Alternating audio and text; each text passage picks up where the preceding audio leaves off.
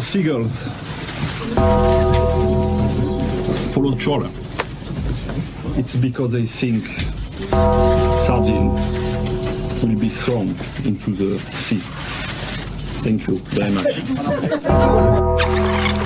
Talking nonsense. So I thought, no, enough's enough. Why should I put up with that? Talking nonsense. So I thought, no, enough's enough. Why should I put up with that? Don't back down, double down. Don't back down, double down.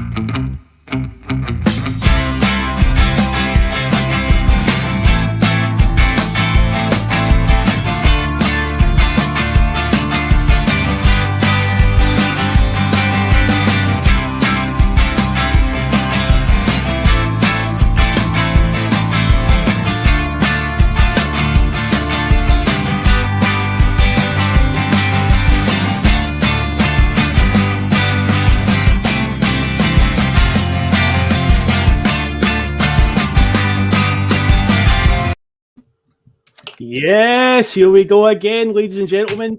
It is Bustalgia time. That's right, the time-travelling version of the Bhoycie Bus has just rolled up to the bus stop. So come on aboard, grab a ticket, take a seat, get a seat next to my guest tonight, Russell Boyce, because tonight we are going back to 2004, the European Championships. I'll tell you something, this bus certainly does get around. We went from the most eastern point in Asia, the Korean Peninsula, and we're in the most western point of mainland Europe. But hey, while we're here in Portugal, we might tell 5-year-old Jota that see in 2022 going to sign that deal with Celtic. Keep a lot of people waiting. Anyway, we're not talking modern day Celtic. But anyway, let's Russell Boyce. How the devil are you, my friend? I'm good, mate. Jamming, a bit of Bustalgia. Don't say that devil word. A bit of Bustalgia midweek, mate. Just breaks up the week perfectly, mate. So we've been kind on the fuel prices this week as well. So that's always a big bonus because going to Portugal is a lot easier. They get out to, what did you call it? The Korean Peninsula. Korean Peninsula. The most he started already, ladies and gentlemen. He started already. But Portugal 2004, you know, the going out and things like that at this era really just kicked into swing. You know, women are very much, you know, a part of Bhoycie's life by this point as well. You know, I've got a lot of good memories for 2004. Yeah. Good memories for me. Probably nobody else that was involved in my circles at that time. No, it definitely was a good year. And of course, the man who was in the background tonight, look at that, the king, looking splendid after that amazing diving header. Absolute legend. We'll be definitely talking about that at some point tonight. But of course, as always on the bus, you have to like, share, comment, and subscribe and all that other good stuff. And don't forget, folks, July 31st, get it in your diary. If you already got it in your diary, write it in your diary again. The Bullfrog, Motherwell, 8 p.m. Be there, Bhoycie Bus live. It's going to be an epic night. You do not want to miss it. So, but we shall. Bhoycie, we shall really get cracking on into this show, mate. So first things first, I always come armed with a bit of trivia. And I don't want people in the back to get angry when I tell you this because it sounds really daunting. But don't worry, once you start whittling the answers down, you'll get through it really quickly. Yep. Tonight there are 14 answers to this trivia question. 14. But don't worry. I'm taking it seriously this week, I've decided, man. I've even got my pen out now. Felt tip, like, you know what I mean? Well, the question tonight is our good friends to the south, England. They just love a penalty shootout. So I would like you to name all 14 players who have missed a penalty for England in a penalty shootout. once you get all the big ones out of the way, you do whittle it down really quickly. So do not be daunted by the 14. Once you get I like it. It's a good one. So, because England did lose a penalty shootout in this one, so we're keeping that theme going, and they do love a good penalty shootout. So we shall be talking about that tonight. But yes, there are 14 answers of England players who have missed penalties in penalty shootouts at tournaments, Euros, and World Cups. So that is what we're looking for tonight. And of course, we will have some Date of Bhoycie later on as well. I've got 5 players lined up. Every time we've done this so far, Bhoycie's got 4 out of 5. He's chasing the 5. He's chasing it. He's so close. I think tonight is the night. I think he's going to get it. I need to. Got to, mate. You've got to do it, man. I know. But yeah, we'll get cracking, mate. We'll just go straight into what's going on in the world in the year 2004. So as always, we'll start with the football winners, the big ones. So Champions League, we know this team pretty well, don't we? This was a year that Porto won the Champions League. They defeated Monaco in the final in Gelsenkirchen. Jose Mourinho ended up winning the UEFA Cup and the Champions League back-to-back. It was Deco, Carlos Alberto, and the Russian midfielder Alenchev, who also scored against us, that scored the 3 goals. But I can remember that final lineup with Porto against Monaco. It was just such a... That's right. The player who went on and played for Rangers, who I really liked at Monaco, in the run-up to that tournament. Remember the left midfielder, Jerome Rothen? Yeah, hi. He didn't do very well. He didn't do very well at Rangers, I think, later on, but he was excellent in that campaign to Monaco. They had Morientes up front on loan as well, didn't they? They did. That's the... How did that happen? Mate, that's the infamous one where they beat Chelsea in the semi-final and Ron Atkinson lost the job on ITV for saying something quite derogatory about Marcel Desailly. That was that campaign. Right. That was that one. But yeah, Monaco getting to the final, but I was 3-0 to Porto in the end, and Jose Mourinho would win that and then go on and become the Chelsea manager that summer. And then speaking of managers that would go on to the Premier League, Rafa Benitez, his Valencia team won the UEFA Cup, beating Marseille 2-0 in the final. It was Vicente and Mista that scored, but interestingly, Didier Drogba was also playing for that Marseille team. He would sign for Chelsea that summer.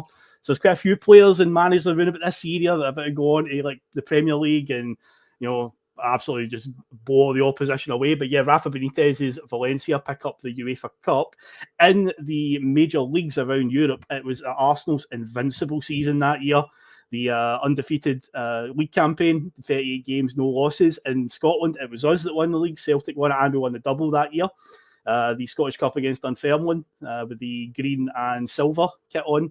Iconic one. In Italy, it was AC Milan. Spain, Rafa Benitez is all over the place, but he's won the Spanish league as well with Valencia. And he also won the Spanish league in 2002 with Valencia in the last show that we did. In Germany, it was a bit of a surprise. Werder Bremen, they're actually in the news tonight for signing Ollie Buck. Good luck to them with that one. But yeah, Werder Bremen won the league in Germany. In France, Lyon are still on that run of winning. I think they've won like 6 in a row or something. Say Le Guen wins a few in a row, and then Gerard Houllier takes over and continues it. In Holland, it's still Ajax picking it up. And in Portugal, it was Porto again. So... yeah, it's always one of 3 in Portugal. But it's a given that Porto won the UEFA Cup the year before and the Champions League that season. Yeah, you'd probably expect they would have won the league in Portugal. And also, for the first time in this Bustalgia thing, the Copa America is in the same year as the European Championships. Usually it's an odd number for the Copa America, but Brazil won the Copa America that year after beating Argentina on penalties. It was a 2-2 draw. Pro Evo legend Adriano scored a last-minute equaliser for the Brazilians to take it through extra time and into penalties. That 99 shot power in Pro Evo 6, what a left peg he had. Absolutely legendary stuff. But yeah, I thought that Copa America had been moved because of maybe 9/11 or something like that in 2001. But it turns out, in fact, we spoke about 9/11 in the last one and how it had a knock-on effect on things like the Golf Ryder Cup got moved from 2001 to 2002. So I thought that was initially what had caused it. But no, it turns out that in 2004, they just decided to mess around with the format of the Copa America because it had already been played in 2001 when we moved, before 9/11 happened. But yeah, they decided to go to every 3 years and then every 4 years. So they've messed around with it a few times, but this is the 1 year when the 2 of them actually were in the same year. So yeah, Brazil ended up picking up that.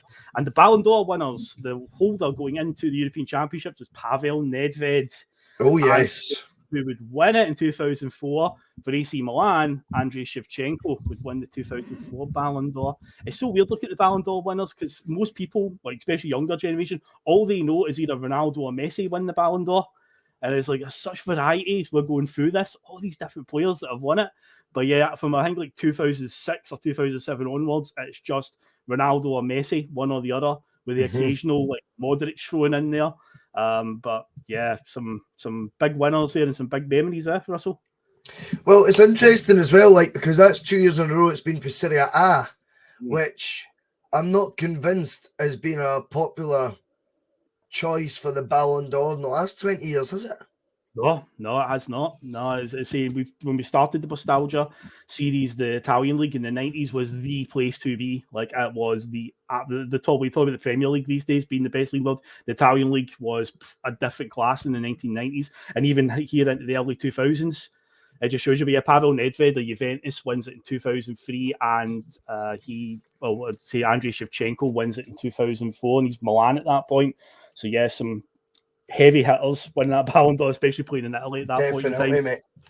It definitely is. So the other sports winners, as I said in the last one, were in that period in F1 where Michael Schumacher's absolutely dominating. He wins his 7th and final title, his 5th in a row at Ferrari.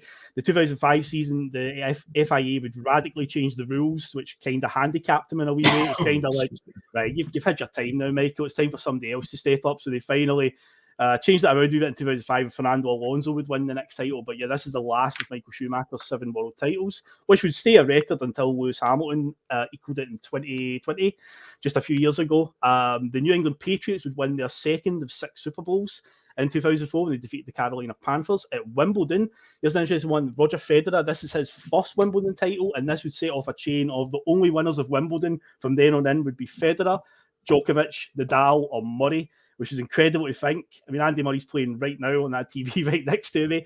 But yeah, the prolonged dominance from these 4 players. But yeah, Federer beats Andy Roddick in the final in 2004 in the men's. And Maria Sharapova defeats Serena Williams, who made headlines literally last night, losing the first round. She wins the women's title at Wimbledon.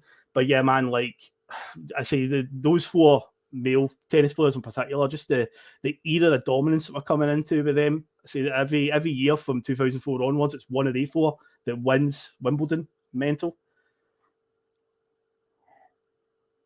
And I think Russell's stalled again, so I shall push on just now and keep going through the sports winners. I keep cutting out, mate, so I don't know what's happening here. I don't know what. No. It keeps just going and spinning, eh? Like, so I'm not even hearing half the stuff you're saying. I don't know why it's doing this to me. I know. Give me 2 minutes. Just you carry on, right? I'll be back. Yeah, no worries. I'll run through the rest of the sports winners, man. No worries at all. Sorry, man. No worries, mate. Okay, so the next sport is in the world of golf. We had the Ryder Cup again, because in 2001, as I said earlier on, it got moved to 2002 due to 9/11. So once again, Europe win it. They make it 2 in a row, defeating it was on American soil this time. The last one was on European soil. This one was on American soil. Phil Mickelson wins the US Masters, and Todd Hamilton goes on to win the British Open. And as I did in the last show with the Boxing World Championships, I went through every single governing body. So we'll start with the WBO one. It was Lamont Brewster defeated Vladimir Klitschko in April 2004 to win the WBO championship. Roy Jones Jr. starts 2004 as the WBA champion before losing it to John Ruiz. Chris Bird is the IBF champion all the way through 2004. And Lennox Lewis would start 2004 as the WBC champion, but he retired if Vitaly Klitschko would pick up the vacant championship not long after. And in the world of snooker, Ronnie O'Sullivan defeated Graham Dott to win the World Snooker Championship. And when Russell comes back, hopefully, which will be pretty soon, I think this might have been Ronnie's 2nd World Championship out of the 7, but we'll check in with him when he's back. I'll get that one verified because Russell is our snooker expert. And from there, well, the next thing we'll be talking about is obviously music. So I want to wait till Russell hopefully gets back and it's all sorted before speaking about that one, because it's a very, very memorable one. But for the time being, yeah, we'll just need to hang on until he's back. So hopefully that is soon. I can try and interact with the comments, but the problem is I don't have my specs on. And the reason why I'm not wearing them is they don't go very well with my headset because it pushes them against the side of my head. So it kind of makes it a bit difficult for me to read the comments for the time being. So what we can do, I wonder if it's worth me dropping out for a moment and me and Russell can get back in coordination, or should I just hang on for him? Let's have a wee look at what we can do here. I'll see if I've got any messages from him just now, just to see. But yeah, typical would play up on a night like this. Let's see. Yeah, it was playing up before we came on, actually. So yeah, it's obviously continuing into that. Let's have a wee look-see. Let's see if he's back at all. I'll just check WhatsApp. No, nothing from him just now. Righty-ho. Right, let's see. So I've ran through the sports stuff. So I will disconnect just now and try and get in sync with Russell, and then hopefully we can get this sorted, because yeah, I've been quite eager to talk about this. It would be an absolute disaster if it all went to pot just now. So I shall also be back as soon as possible.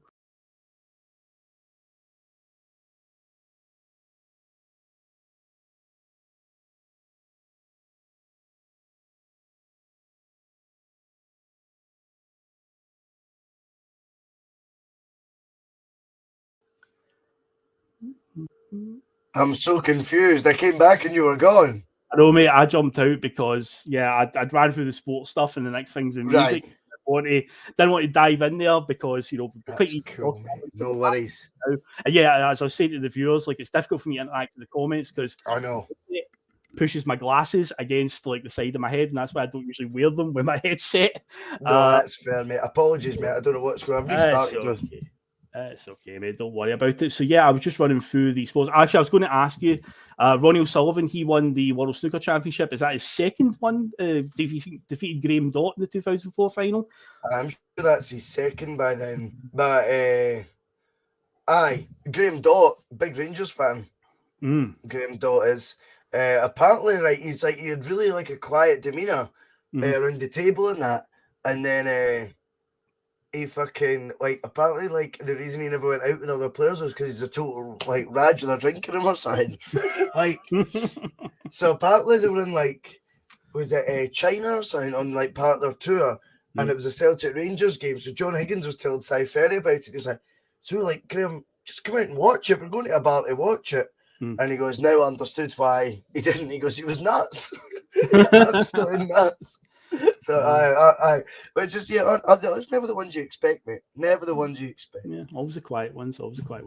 But yes, I say I've ran through like the box. I went through all the boxing world champions again. The world of wrestling, as I always do as well. Last time I talked about it, WWF is now WWE. They've now got no competition because they bought the competition. So what they did instead was they split the roster into two separate shows. They have two live shows every week, Monday Night Raw and SmackDown, which is on Thursday, Friday. It keeps flip-flopping. So they basically split their roster up between both. So certain wrestlers were on a certain show, and it did cause like good conflict between both. Guys were striving to get to the top of the card.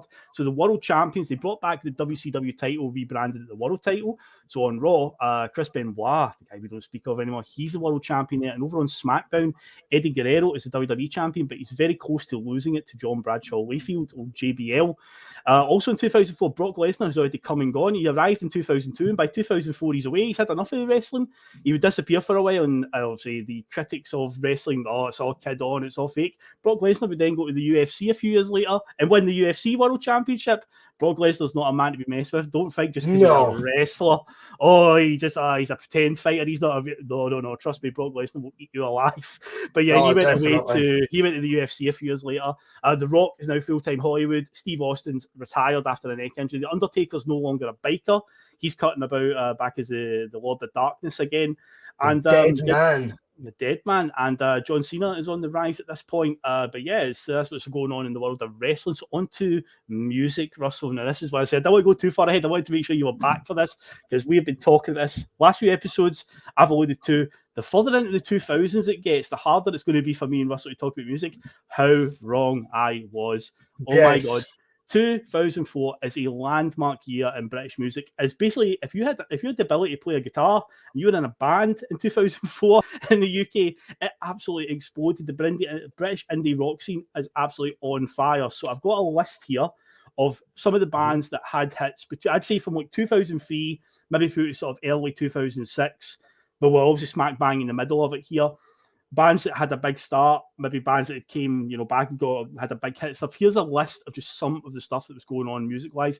Franz Ferdinand, Kasabian, Kaiser Chiefs, Razorlight, The Libertines, Baby Shambles, Arctic Monkeys, Muse, Keen, Embrace, Snow Patrol, Block Party, The Coral, The Cooks, The Fratellis, The Futureheads, Maximal Park, and The Zootons.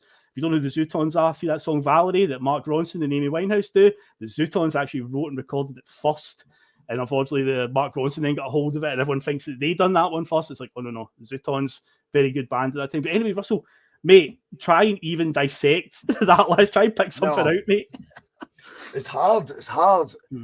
Like 2004, I got my first job. I remember, like, proper job. I was doing like paper rounds and that before, but like I got my first job at like, you remember that? I remember this name, Summerfield. You'll remember Summerfield. I bet you there'll be some folk, one of those Ryans, I can't remember which one's young, you'll not remember what Summerfield was, mate. But we worked there, and like the guy who was like my line manager, Shawnee Sherman, if he's watching, hello. Shawnee was like a singer in a band, and he taught me loads about music during that time as well. So like 2004 was just like this, like the amount of new bands that came out was unreal, like unbelievable. And that was really the first year when I started going to a few gigs. I remember going to see in particular, which isn't relevant to the era, but I went to see Morrissey in 2004. Okay, I remember that well. That was good. That was good at SECC. That was the first time I'd been there. I think, was it first time I'd been there with the folks? I think so. And then I remember then there was just this like avalanche, this tidal wave of indie bands, and they were all indie bands. Yeah. At the time, you probably were picking which ones you liked and which ones you didn't. You can now look back at it with retrospective eyes. You can look at it and go, do you know what? There's a lot of good songs. I probably wanted to always tell everyone I hated the Cooks at the time or something, you know. But then I would hear like a couple of tracks there and go, I quite like that song, you know. Aye. But you've drawn your battle lines back then, you know what I mean? Like who's cool, who's not. So I think in terms of music, British music's always had a wee cycle of indie bands, Phil. Or rock and roll's really the fundamental. Yeah, is a fundamentally British thing. Do you know what I mean? But it's not had a cycle like that since. And I hope that there would be another one that would come like that again. Do you know what I mean? Because it was quite exciting. It was quite inspiring to be like at the age I was then, 16, 17, and watching everywhere you looked, like, you know, whether it be like CD UK, whether it be Top of the Pops, whether it be on the box like we were talking about, whether it be on VH1, MTV, it was just bands that were playing. It was great. And I do think it's a shame how far away like that's fallen, like how far that's fallen. It just doesn't seem, it's never felt like so the opposite. Do you know what I mean? As what it does right now. Like Radio 1, for example, now, to get a band on there, they've got to be doing something completely different. They've probably got to have a bit of rap in the middle of it, you know, in the middle of each track. Whereas then, even Radio 1, their playlist would have been just all predominantly bands. It would have been because one of the things that I enjoy about this Bustalgia thing, we're doing our homework, is obviously in the week in the build up to it, I'll go back and listen to all the different tunes to get what was going on. And I thoroughly enjoyed this week of study, to be honest, because it took me back to a really good time. I mean, fun fact, I actually had really long hair at that point. I had hair down to my shoulders. I was going through my mate, grew our hair long. I went to tea in the park that I've mentioned it before in a previous show. I saw Kasabian that year at the Barrowlands. I also saw the Zootons at the Barrowlands. Went to see Franz Ferdinand at SECC. Saw the Kaiser Chiefs and that. But that was a good era. But I'm enjoying hearing an amazing Franz Ferdinand story, a brilliant anecdote. Now, it's not me personally, but it's a mate of mine. This is astounding, right? So when you ask a person, like, what do you think Franz Ferdinand's first song is? They'll probably say they think it's Take Me Out, which was like the big hit that they blew up on. But it turns out the first single they released off that album was Darts of Pleasure. Right, and it was a good few months before it, maybe in sort of late 2003.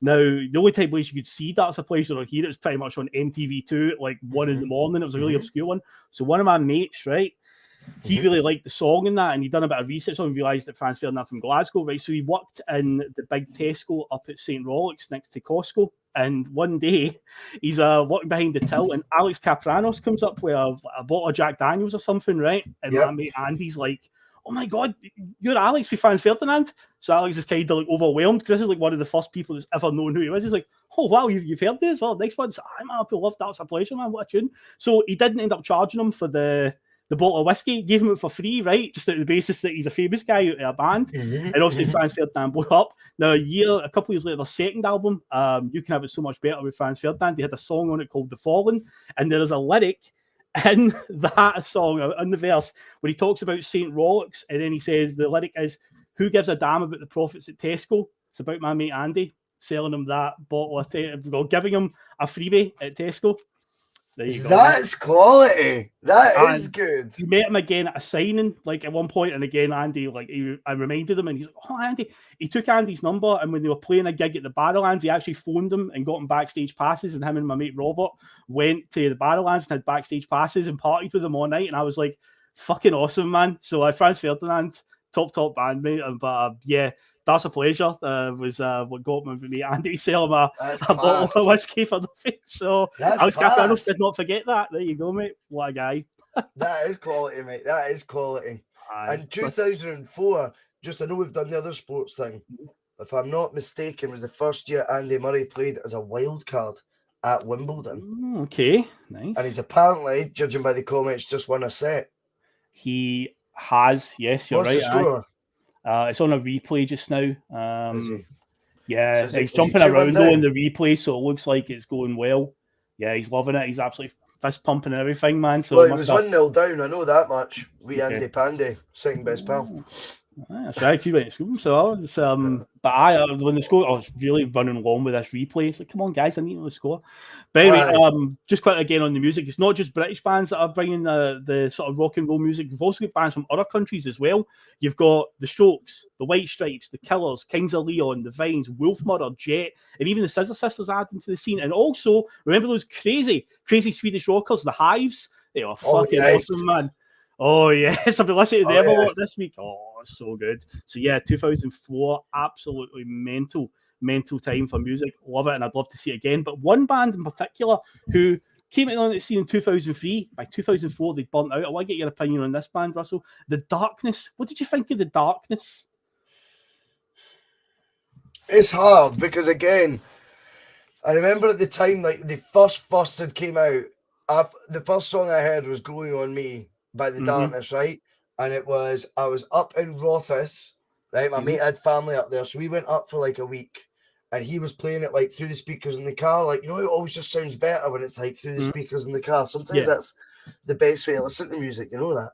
And that was the first track he'd play about. You need to hear this band. We thought we were in a band in that at the time. Well, we were, I suppose, technically. Headlined the Vicky Holland Dunblane ones. But the Darkness, he played that Growing on Me song, and I generally went, that's fucking amazing. Like, that is amazing. Then They Believe in a Thing Called Love came out, but there was a lot of goodwill towards it at the time, you know? It was like, it was fun. It was, and it actually ended up being like the closing song at Christmas discos and shit like that, Phil, you know? But then I don't know what happened. I also think they were very guilty of, you know, or the victim of, I should say, being just getting that big that quickly that people can't wait to chop them down. Yeah. I mean, at the end of the day, they've probably sold at that point, I don't know, in 2003, 2004. You probably know, Phil, how many millions of albums they'd sold in that year. But, yeah, I'm only joking. I don't know. I had permission to Lando, the album, and it was quite a good album, to be fair. It actually was. Yep. You've went from nothing to suddenly being like box office, you know what I mean? I had to get that in. And suddenly you're I don't know, your wealth is now through the roof, your popularity is through the roof, your lifestyle's completely changed. I think it's crazy to think your personality wouldn't change if you get to that point slightly, or the persona you give in the media wouldn't change a wee bit, and you wouldn't start going, do you know what? I think he's shite. And they were just because they were nothing like that before.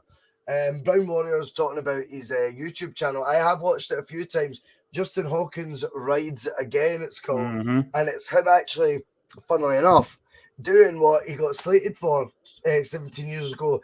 And that is critiquing music, Phil.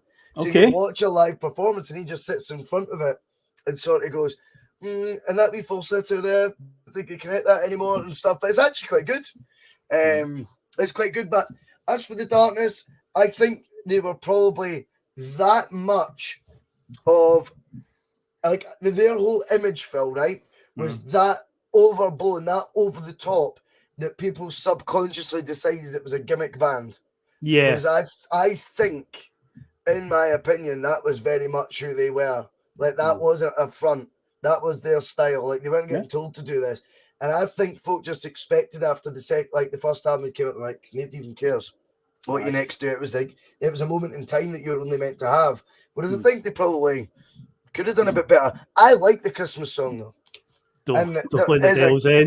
There's a classic bit in it where he's like the choir are outside, like singing outside his door. He just leans over them and just shouts, "Bells in!" I'm like, you couldn't get away with that, dude. It's so funny.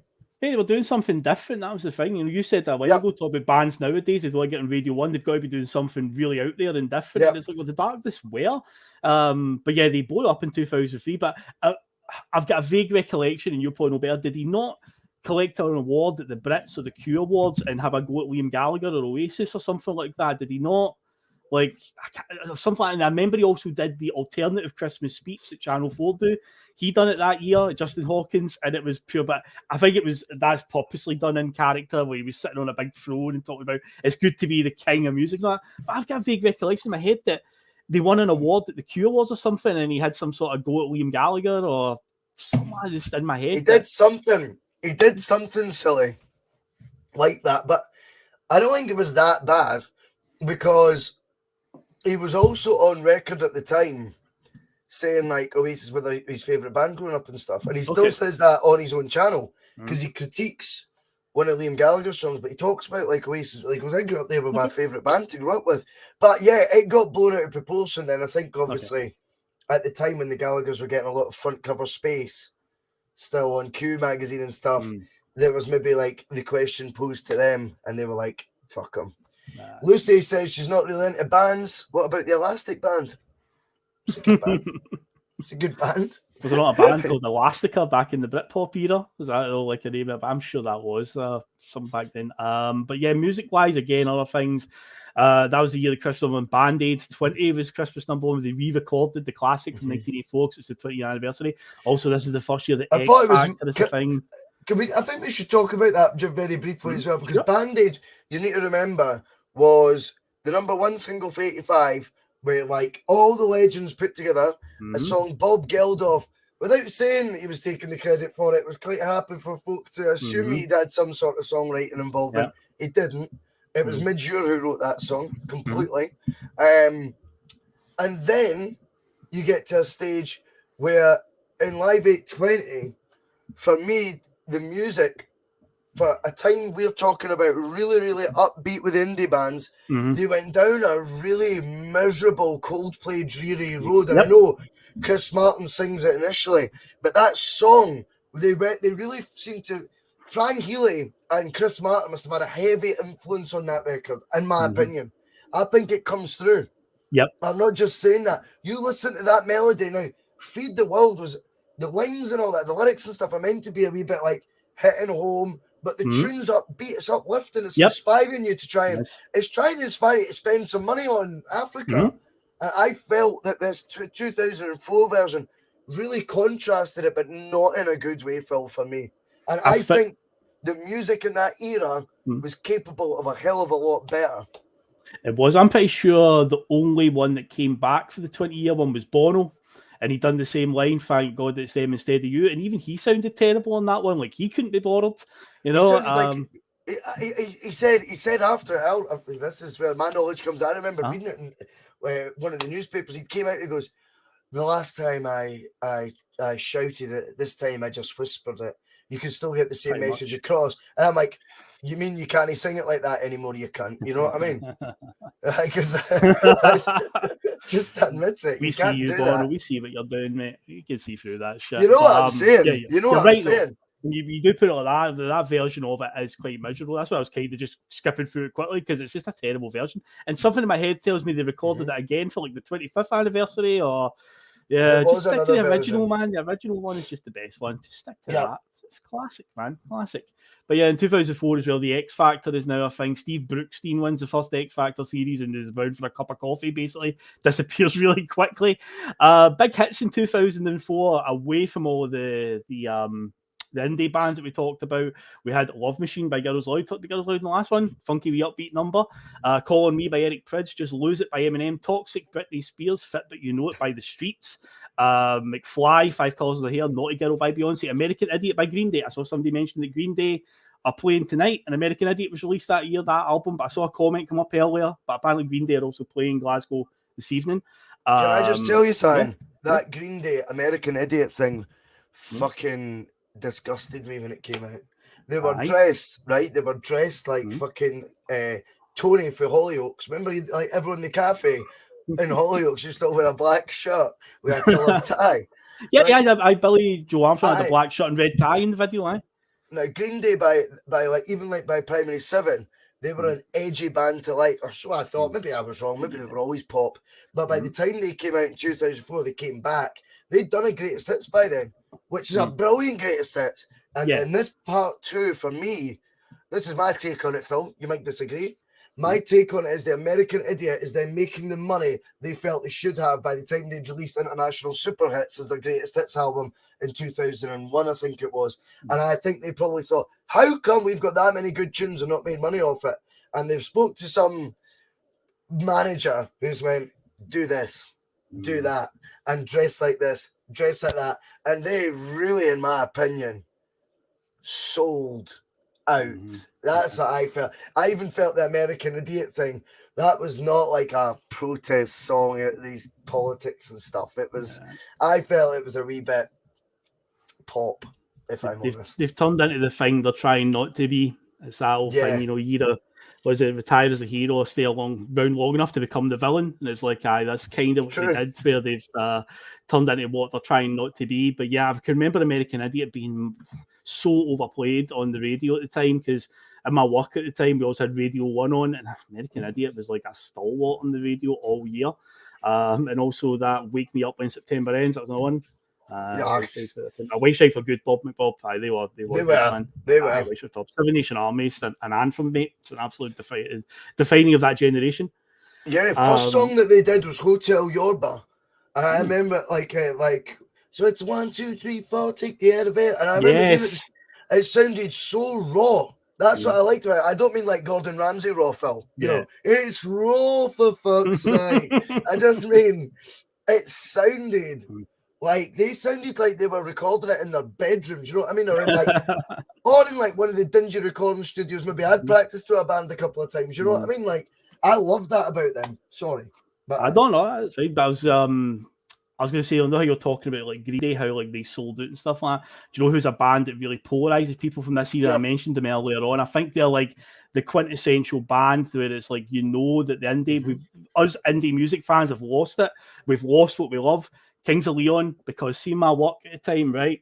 There was a lassie, and this was when Sex on Fire was #1 when they really went big, Kings of Leon, and suddenly everybody loved the Kings of Leon. And as a sort of like a fan of theirs for like many years, you kind of get a bit protective, like, leave my band alone.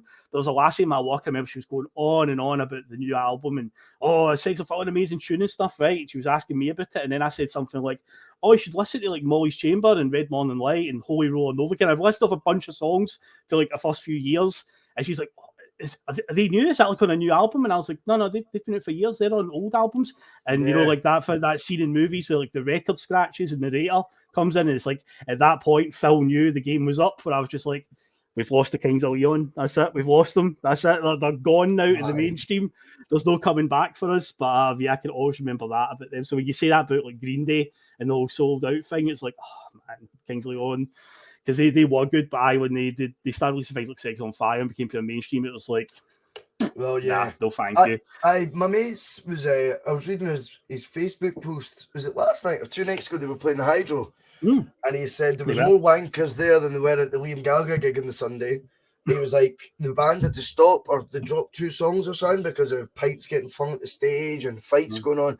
And they also said.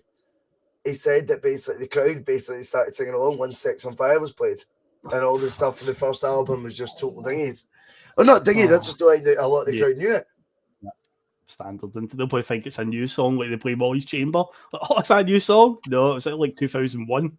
But anyway, we'll quickly rattle through the rest of the musical hits. Peter Andre made a return in 2004 after his appearance in Celebrity Big Brother. Mysterious Girl, go back to them one. I think it was the first instance as well where downloads started to become a thing because it went up the download chart because you could go and download old tunes and that pushed up the chart. I think that contributed to it. Hey Ya by Outkast, This Love by Maroon 5, Milkshake by Khalees, and Vertigo by U2, which was on the iPod advert when iPods launched in 2004 as well. That was is that the Uno, Dos, Tres, Cuatro? Is at the start? Yeah. Fucking if you bought an iPod, you got Vertical free, like downloaded automatically. So it was like a wee collaboration that you two did with Apple where, you got Vertical free. Because I remember when I got my iPod, it was like that was on my library right away. It was like, oh, cheers. But I've always been the advert for it.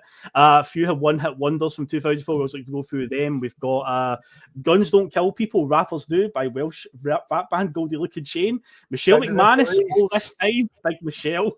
She was #1 as well. Oh, aye. Cha-Cha Slide by DJ Casper, Lola's Theme Shapeshifters, My Band by D12, In the Shadows by the Rasmus, and one of the biggest one-hit wonders. It was a back-to-back thing where an American, I don't know if he's a rapper or singer, but called Eamon released a song called Don't Want You Back, and then a week later, some female singer called Frankie popped up and did a retaliation song to it called Fuck You Right Back, and it was the both of them #1. Do you remember that whole palaver? That's right. Yeah. That's got to have been all fucking pre-planned. How quickly the turnaround was. It was like he was #1, and like a week later she releases this one. It's like, oh come on! But people bought into it because both of them were #1 back to back. It's like, oh fuck's sake. They're probably still together now in a big massive house. Of course they are. Of course. Do you know what I mean? they'll not be drinking cans of dragon soup tonight anyway. Definitely won't. They're sitting on the millions that they made from people from that whole sham in 2004. In the world of films and movies, it was a year for sequels. Again, we had Shrek 2, one of my favourites. Love the Shrek series, great comedy. Spider-Man 2, Incredibles, Harry Potter and the Prisoner of Azkaban, Shark Tale, iRobot, Mean Girls, Ocean's 12, Starsky and Hutch, Dodgeball, Meet the Fockers, Anchorman, Born Supremacy, Passion of the Christ, and Kill Bill Volume 2 were some of the big films. And at the Oscars, Lord of the Rings, Return of the King was nominated for 11 awards, and it won 11 awards. It swept the board at the Oscars. But yeah, in terms of news headlines in 2004, I mean, we talked to the 2002 one. There was a lot of downbeat stories, sadly. It's the same in 2004. I mentioned about how 9/11 has a knock-on effect going forward, a lot of things. So there's still a lot of things to do with that. There was a terror attack in Madrid that was carried out by Al-Qaeda. 191 people were killed when bombs went off on trains. This was a retaliation for Spain's sort of support for the war in Iraq. The commission tasked with investigating 9/11 published their results, so what happened that day, and their main findings were all about massive failings in the intelligence service. But of course, to this day, 9/11 conspiracists and truthers still contest the results to this day. George W. Bush won his second term as US president, despite the backdrop of the war in Iraq. I say at the time, I know, very, very controversial guy, but given who would follow him a few years later for the Republican Party and who we've had as president from 2016 to 2020, kind of makes George Bush look all right. Because, Donald Trump, for me, my God, like how you make George Bush look actually competent. It's like, Jesus Christ, man, he came along, man. But but that's still a good few years away. Also, 2004, because we're going to be talking about them later on, Greece also hosted the Olympics that year as well. The Summer Olympics in Greece. And quite a good year for Greece. It was a good year for Greece, because but the thing is, there was a lot of controversy. Bankrupt at the time as well. They become bankrupt after this, because they were the first country that could, because there's been a big thing over the last few years about countries that host sporting events. What happens to the stadium and stuff after that? I know that Brazil, for 2014 World Cup, there's a lot of controversy around that, because a lot of the stadiums, like the one that was in the middle of the Amazon, just completely left to rot. It was the same with Greece after hosting this Olympics, because again, they were pretty broke after it. Like the country went into a massive recession. But there was like stadium and stuff like that in Greece that's just been left completely unused and fell into pieces. But they did host the Summer Olympics in 2004. So it was a good year for Greek sport, to be honest, as we're going to get onto very, very soon. Some big Hollywood royalty passed away. Marlon Brando and Christopher Reeve both died in 2004. Russell, do you know what film links they two? No. Superman. Christopher Reeve is Superman, and Marlon Brando plays his dad. But yeah, Marlon Brando's obviously Don Vito Corleone in the Godfather series. Of course. One Hollywood elite. But yeah, both of them passed away in 2004. But yeah, again, it's a lot of downbeat headlines in 2004, which seems to be a thing in the 2000s. Pretty much after 9/11 happens, everything just bad news stories. So yeah, no happy stories around here. But anyway, pre-tournament roundup, let's move on to that and take a wee look at just some of the things that were going on just before this tournament kicked off. Let's do it, mate. As I get a drink of water for him, a bit parched. Okay, so it's all right, mate. It's all right. The NICAD campaign we talked about was the last one, was the 2002. It was the tournament. Well, this one was Ole. Do you remember Ole? What that one was, Russell? I don't remember it, mate. Brazil and Portugal are playing a game against each other, and they're standing in the tunnel, lined up. I think this I read your email. Aye, did he? When you sent me, I was actually in my emails at the time, so it popped up, and I was like, I'll just go straight through this through. And every other advert, I've been able to picture it in my head. Aye, this one you can. This one, nah. I don't remember and it's Cantona that stands out for me in these adverts. Yeah. And I can't remember seeing Cantona standing at a snack bar. Well, the thing is, it's I think it's because the Copa America is also in the same year. Because you've got, and Brazil are usually the poster boys in these Nike adverts. But yeah, Brazil and Portugal are playing a game, so they're standing in the tunnel. And Figo says to the referee, "Let's see the ball." So he gives him the ball. Figo does a few skills and nutmegs R9, and goes up to him really close and goes, "Ole!" right in his face. Ronaldo's pure raging about it. He does another skill. And then Roberto Carlos steps out the line and takes the ball off him. And then he goes, "Ole!" right in his face. And then it just busts into like a music busts out. And then all the players just end up chasing each other around the stadium trying to get the ball off each other. Cristiano Ronaldo does a skill. The Nielsen. Every time they nutmeg each other, they go, "Ole!" But Cantona is standing at a snack bar and they like brush past him. And then like the ball gets kicked out of the stadium, like out into the car park. And there's two different versions. There's one with Ruud van Nistelrooy and one with Francesco Totti, where they like control the ball and then volley it right back up into the stadium. And the advert ends with Ronaldinho doing his trademarks, running with step overs, and the referee comes in and 2-foots him and then tells him, "Get to the centre circle." And then it ends with them going along the line for the national anthems, and they've all got like black eyes and bust noses and stuff like that.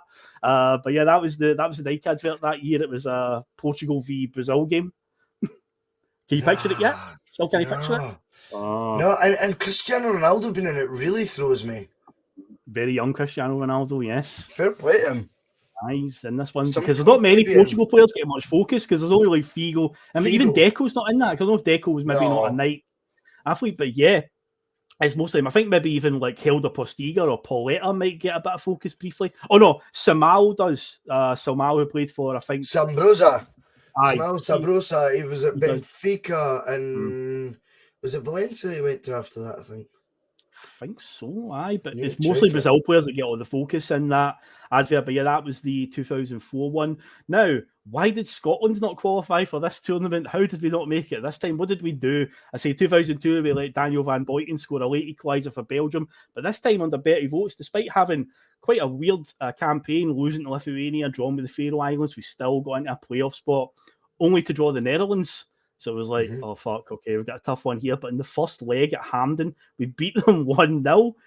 James McFadden scoring. But then we went out for the second leg a few days later in Amsterdam, and we got absolutely tanked 6-0.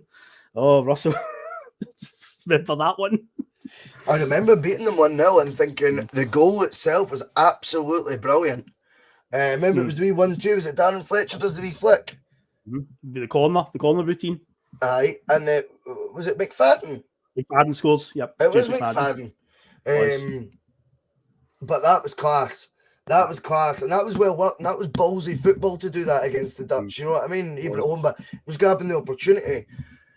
Obviously, we naturally, as Scottish folk tend to do, got way overexcited and decided that was it. We're going. We're going to the Euros. Oh, yeah. And we came back crashing down to earth with a bump, as always. 6-0 to that Dutch team. Realistically, when you look at our team and you compare it, it's not that all that surprising. Of course, it's the hope that kills you, Phil, and the fact we've won the first game 1-0. That's the worst bit. The night before, this is a vivid memory, and this would play a part in years to come for the rest of my life. The night before we played Holland in that first leg, me and two of my mates were in a pub called Rufus T. Firefly in Hope Street in Glasgow. And we were talking, we're going, right, see if Scotland win this playoff, we're going to Portugal, right? Because we'd all turned 18 that in 2003. So it was like, right, we're old enough now, let's go and enjoy. We're going to go to Portugal, right? So obviously it went all wrong and Holland beat us. 2006 rolls around, it's in Germany. So again, we're having that chat. See if Scotland qualify, we're going to Germany. And this would continue every year, apart from obviously South Africa World Cup and the Brazil World Cup, a bit too far away. And this would go on and on every year. And then eventually we got to 2015. The Euros were in France in 2016. And it was like, right, see if Scotland qualify, we're going. And the midway through 2015, we were in a position where we looked like we were going to qualify. And I said, right, I'll apply for tickets, which I was successful in the ballot. And then Scotland went out to Georgia and blew the group wide open by losing and didn't make it. But I still went anyway. But yeah, this literally started in 2004. My plan to go to a tournament started 12 years before I actually did it. But it was the night before we played Holland in that two-legged. The first leg at Hampden, we're like, right, if we beat Holland in this, we're going to Portugal. All the lads still going to 18 years old, having a good time with the Tartan Army, but wasn't he? But yeah, I did go to a tournament eventually. At some point, I'm sure we'll talk about it on Bustalgia. But yeah, that was when it all started. 2004, I had this grand dream of going to a tournament. But yeah, I had to wait for a wee while longer, a wee while for that one. And for England's official theme for it, it was the farm were wheeled out of retirement to re-record All Together Now with some England lyrics. I remember the original All Together Now from the early sort of Manchester music scene in the early 90s. But yeah, they re-recorded that. Bit lazy. Was that? Bit lazy. A wee bit, aye, it was a wee bit. But I mean, after what they did for 2002 with that and Deck one, it was like, they probably just played a safe hand there. So that's what True. Aye. And as I always do, the host cities for this tournament were Lisbon, Aveiro, Porto, the Algarve, Braga, Guimarães, Coimbra, and Lira were the host cities for the Portuguese European Championship. So as has rounded up what's going on before the tournament. So Russell, I guess we're coming up to 50-something minutes, so we shall do a musical break. Hopefully that also irons out any more kinks in the stream right now and gets us all back in sync. Is there still a lot of kinks happening? No. It's been fine since you've came back, but hopefully a wee break will maybe just solidify it as well. But you never know, mate. Back in 3 minutes or so, we shall... 2 minutes, 18 seconds, we will be back. Yes. See you soon. The seagulls follow trawler. It's because they think sardines will be thrown into the sea. Thank you very much. Talking nonsense. So I thought, no, enough's enough. Why should I put up with that? Talking nonsense. So I thought, no, enough's enough. Why should I put up with that? Don't back down, double down. Don't back down, double down.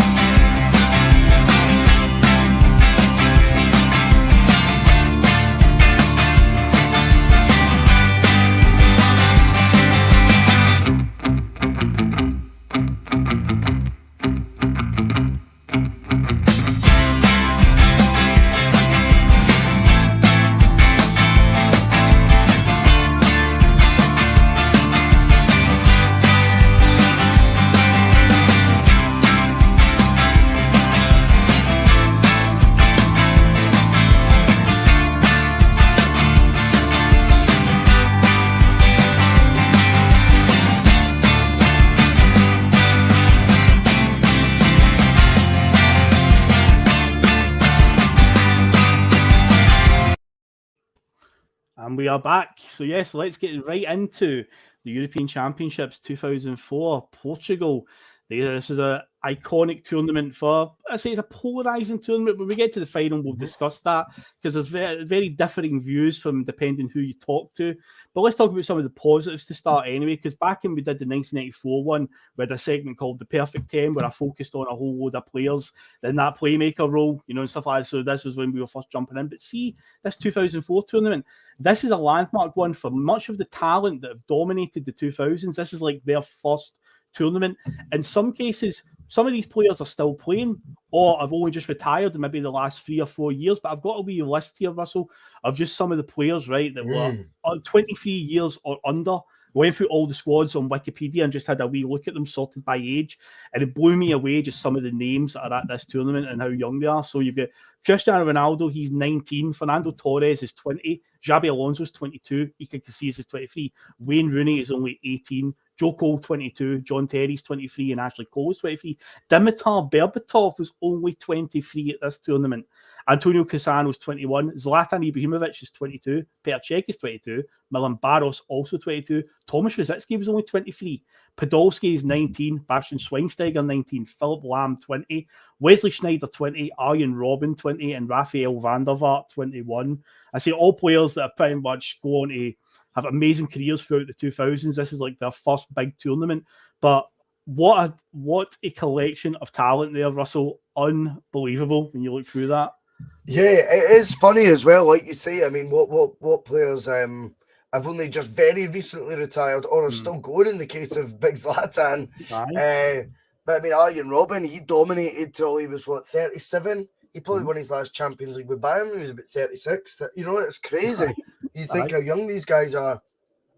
Then, I mean, just so many good players. And I think with these international tournaments, right, we end up, because we're watching everything through like a British prism, if you want to use that terminology, Phil, like the BBC are broadcasting, ITV's broadcasting, Scotland don't tend to be there.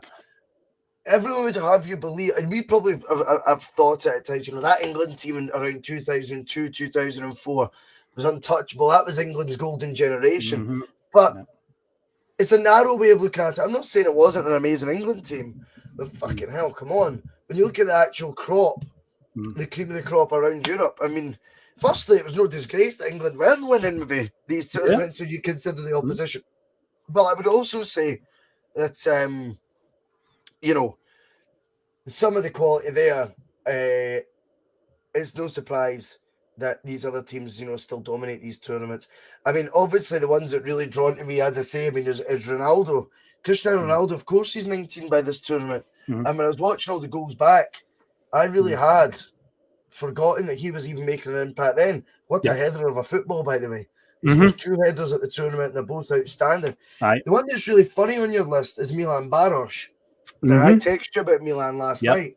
He genuinely looks, when you look at his goals at that tournament, like a machine of a striker, an absolute powerhouse. He plays with such aggression, power, electric pace, and his finishing is emphatic. Baros is someone that I associated with being a 4th choice Liverpool striker, Phil.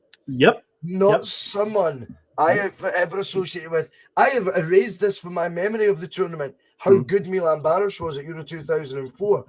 Am I right in thinking he joined Liverpool the summer before that? Yeah, when I looked on Wiki, it was like 2002 was when his Liverpool career started. So he'd been there a few years. But remember, I sent you back the screen grab where I couldn't believe it. So Liverpool's 03-04 season, which was the season just before going into this tournament, he played less games than Florentine Cinema Pongol and Anthony Latalik at Liverpool. Both of them played like 20-something games. He played 18, but only scored 2 goals. But you're right, you always associate him with like being 3rd or 4th choice at Liverpool. But he's unbelievable for his country. One of those players that just turns it on when he turns up for his country, because the Czech Republic were phenomenal. But Baros was special in this tournament. He was superb. Now, Russell, you're always good. You're always good for he was linked with Celtic. This guy was linked with Celtic. You're a lot better with this than me. Was there anyone in that list? Because I've got a vague recollection. Were you linked with Dimitar Berbatov at one point along the way? He's the only one, mate. See, when you look through the list, right? Okay. I don't know of any other Celtic link. And you're right. There tends to always be a wee story that will ping in my head. Do you know what I mean? When I'll see a player's name, we were linked to him at one point. I mean, I wanted to talk last week about Yildiray Bastuk, the Turkish midfielder, who we were continuously linked with. He'd scored, I think, in the third place playoff. He scores the World Cup we covered last week, and I forgot to bring it up. But it was Dimitar Berbatov was linked with us when he was at Leverkusen. I think he might have been in the under-23 squad at Leverkusen at one point. You know? Even when he was like 20, I don't think he was an instant pick for them till he was about 23, 22, 23. Maybe just one of those players, probably a wee bit of a confusing player in the mould of Ibrahimovic, I think, that probably hadn't realised how good a goal scorer he could be, but had all the ability in the world. That was probably a well-known name to many scouts across Europe going, you need to see this guy's techers. It's a joke. But he doesn't know how to, like, his match play shite, if that makes sense. You know what I mean? Like, his in-game management is terrible because he's just, I don't know, it's weird because Berbatov really, I mean, at Spurs became like a goal machine, and I think it was his second season. I don't think it was initially. But he was like the Celtic, definitely. 100%.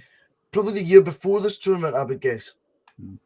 Yeah, it did ring a bell in my head. I was going through that list, and I thought I'll need to ask Russell because he's good remember that. But see, when you talked about Bastuk, players that were always linked to us, do you know who else played at this tournament? He's not on this list. That was always linked to us. Hakim Yakin was in the Switzerland team at this European Championship because we would have played Basel the year before, 2002-2003 season. So Hakim Yakin and Murat Yakin were definitely on the radar. But yeah, they were in the Swiss team at that point as well, constantly linked to us for years and years. Yakin. He was there. When I was going through the squads, I was like, oh, there he is, Hakim Yakin, there he is. And it always stands out in my head. But yeah, like with Berbatov, stuff like that, like he was, see when he went to Man U as well, there's like one goal in particular, I think everyone's probably seen it, the one where he does the wee spin pretty much on the byline, and then cuts it back. I think it's maybe he cuts it back for like Rooney or somebody to score, but he does like the wee Zlatan sort of spin or the Mcginlay'S spin, like right on the byline. He's so close to the byline, he keeps it in play, and he just plays it across the goal, and somebody taps it. Top class. Top class. Exceptional player. But here's another question, Russell, let's flip it a wee bit. With hindsight being a wonderful thing, is there any of those players in amongst that, like, would have been a realistic signing for Celtic at some point along the way? At any point in their career? I think Baros we could have probably got when he was sort of milling about. I think he was at Aston Villa. Yeah. Did he end up at Portsmouth as well? Yeah, I've got a feeling he was at Portsmouth. Harry Redknapp's Mavericks. Was it Baros? Was he Berger was definitely at Villa. Milan Baros was definitely at Villa. And there's a bit of me thinking Milan Baros played for another one of those sort of lower mid to lower table English Premier League clubs as well. I can't think. It might not have been Portsmouth, but I do definitely think there was scope to have brought him in at some point in his 20s. I mean, by the way, Cassano was an interesting one as well. Cassano was the prodigal son. Yep, and then he actually went down to Serie B, I'm sure, when he was like 26, 27, having been an Italy international, having been the hottest prospect to come out of that country for years, apparently. And then he sort of fell away to Serie B, and you wonder then if that could have been someone who would have been realistically a player we could have brought in on a repair job. I mean, Celtic used to love signing guys, Phil, that you could save their career, turn it round. You know what I mean? At Celtic, that used to be what we did that all the time. Loads of examples of that when their careers maybe just took, not necessarily a nosedive, but it's going into decline. They can come and I don't mean guys that need to be, mid-30s and past that. I don't necessarily mean that either. I would have loved to have seen looking at that list. Wayne Rooney at some points, even at the end of his career, because remember when he left United, he went back to Everton for a year. Then after that, he was kind of like sort of in limbo, and then he went to the MLS. And I was like, I would even took Wayne Rooney at that point if Celtic could have got him, because he did that thing in his career. He started as a forward and began moving progressively back as his legs began to go. Yeah. We would have had, if that had happened, we would have had Wayne Rooney and Scott Brown, Rooney and Bruni in the middle of the park in the engine room. Is that what you were saying? Was it?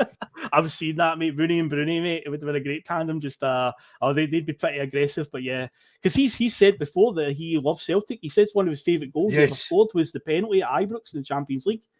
They beat Man United beat Rangers in the Champions League like 2010 or something, and he scored a penalty.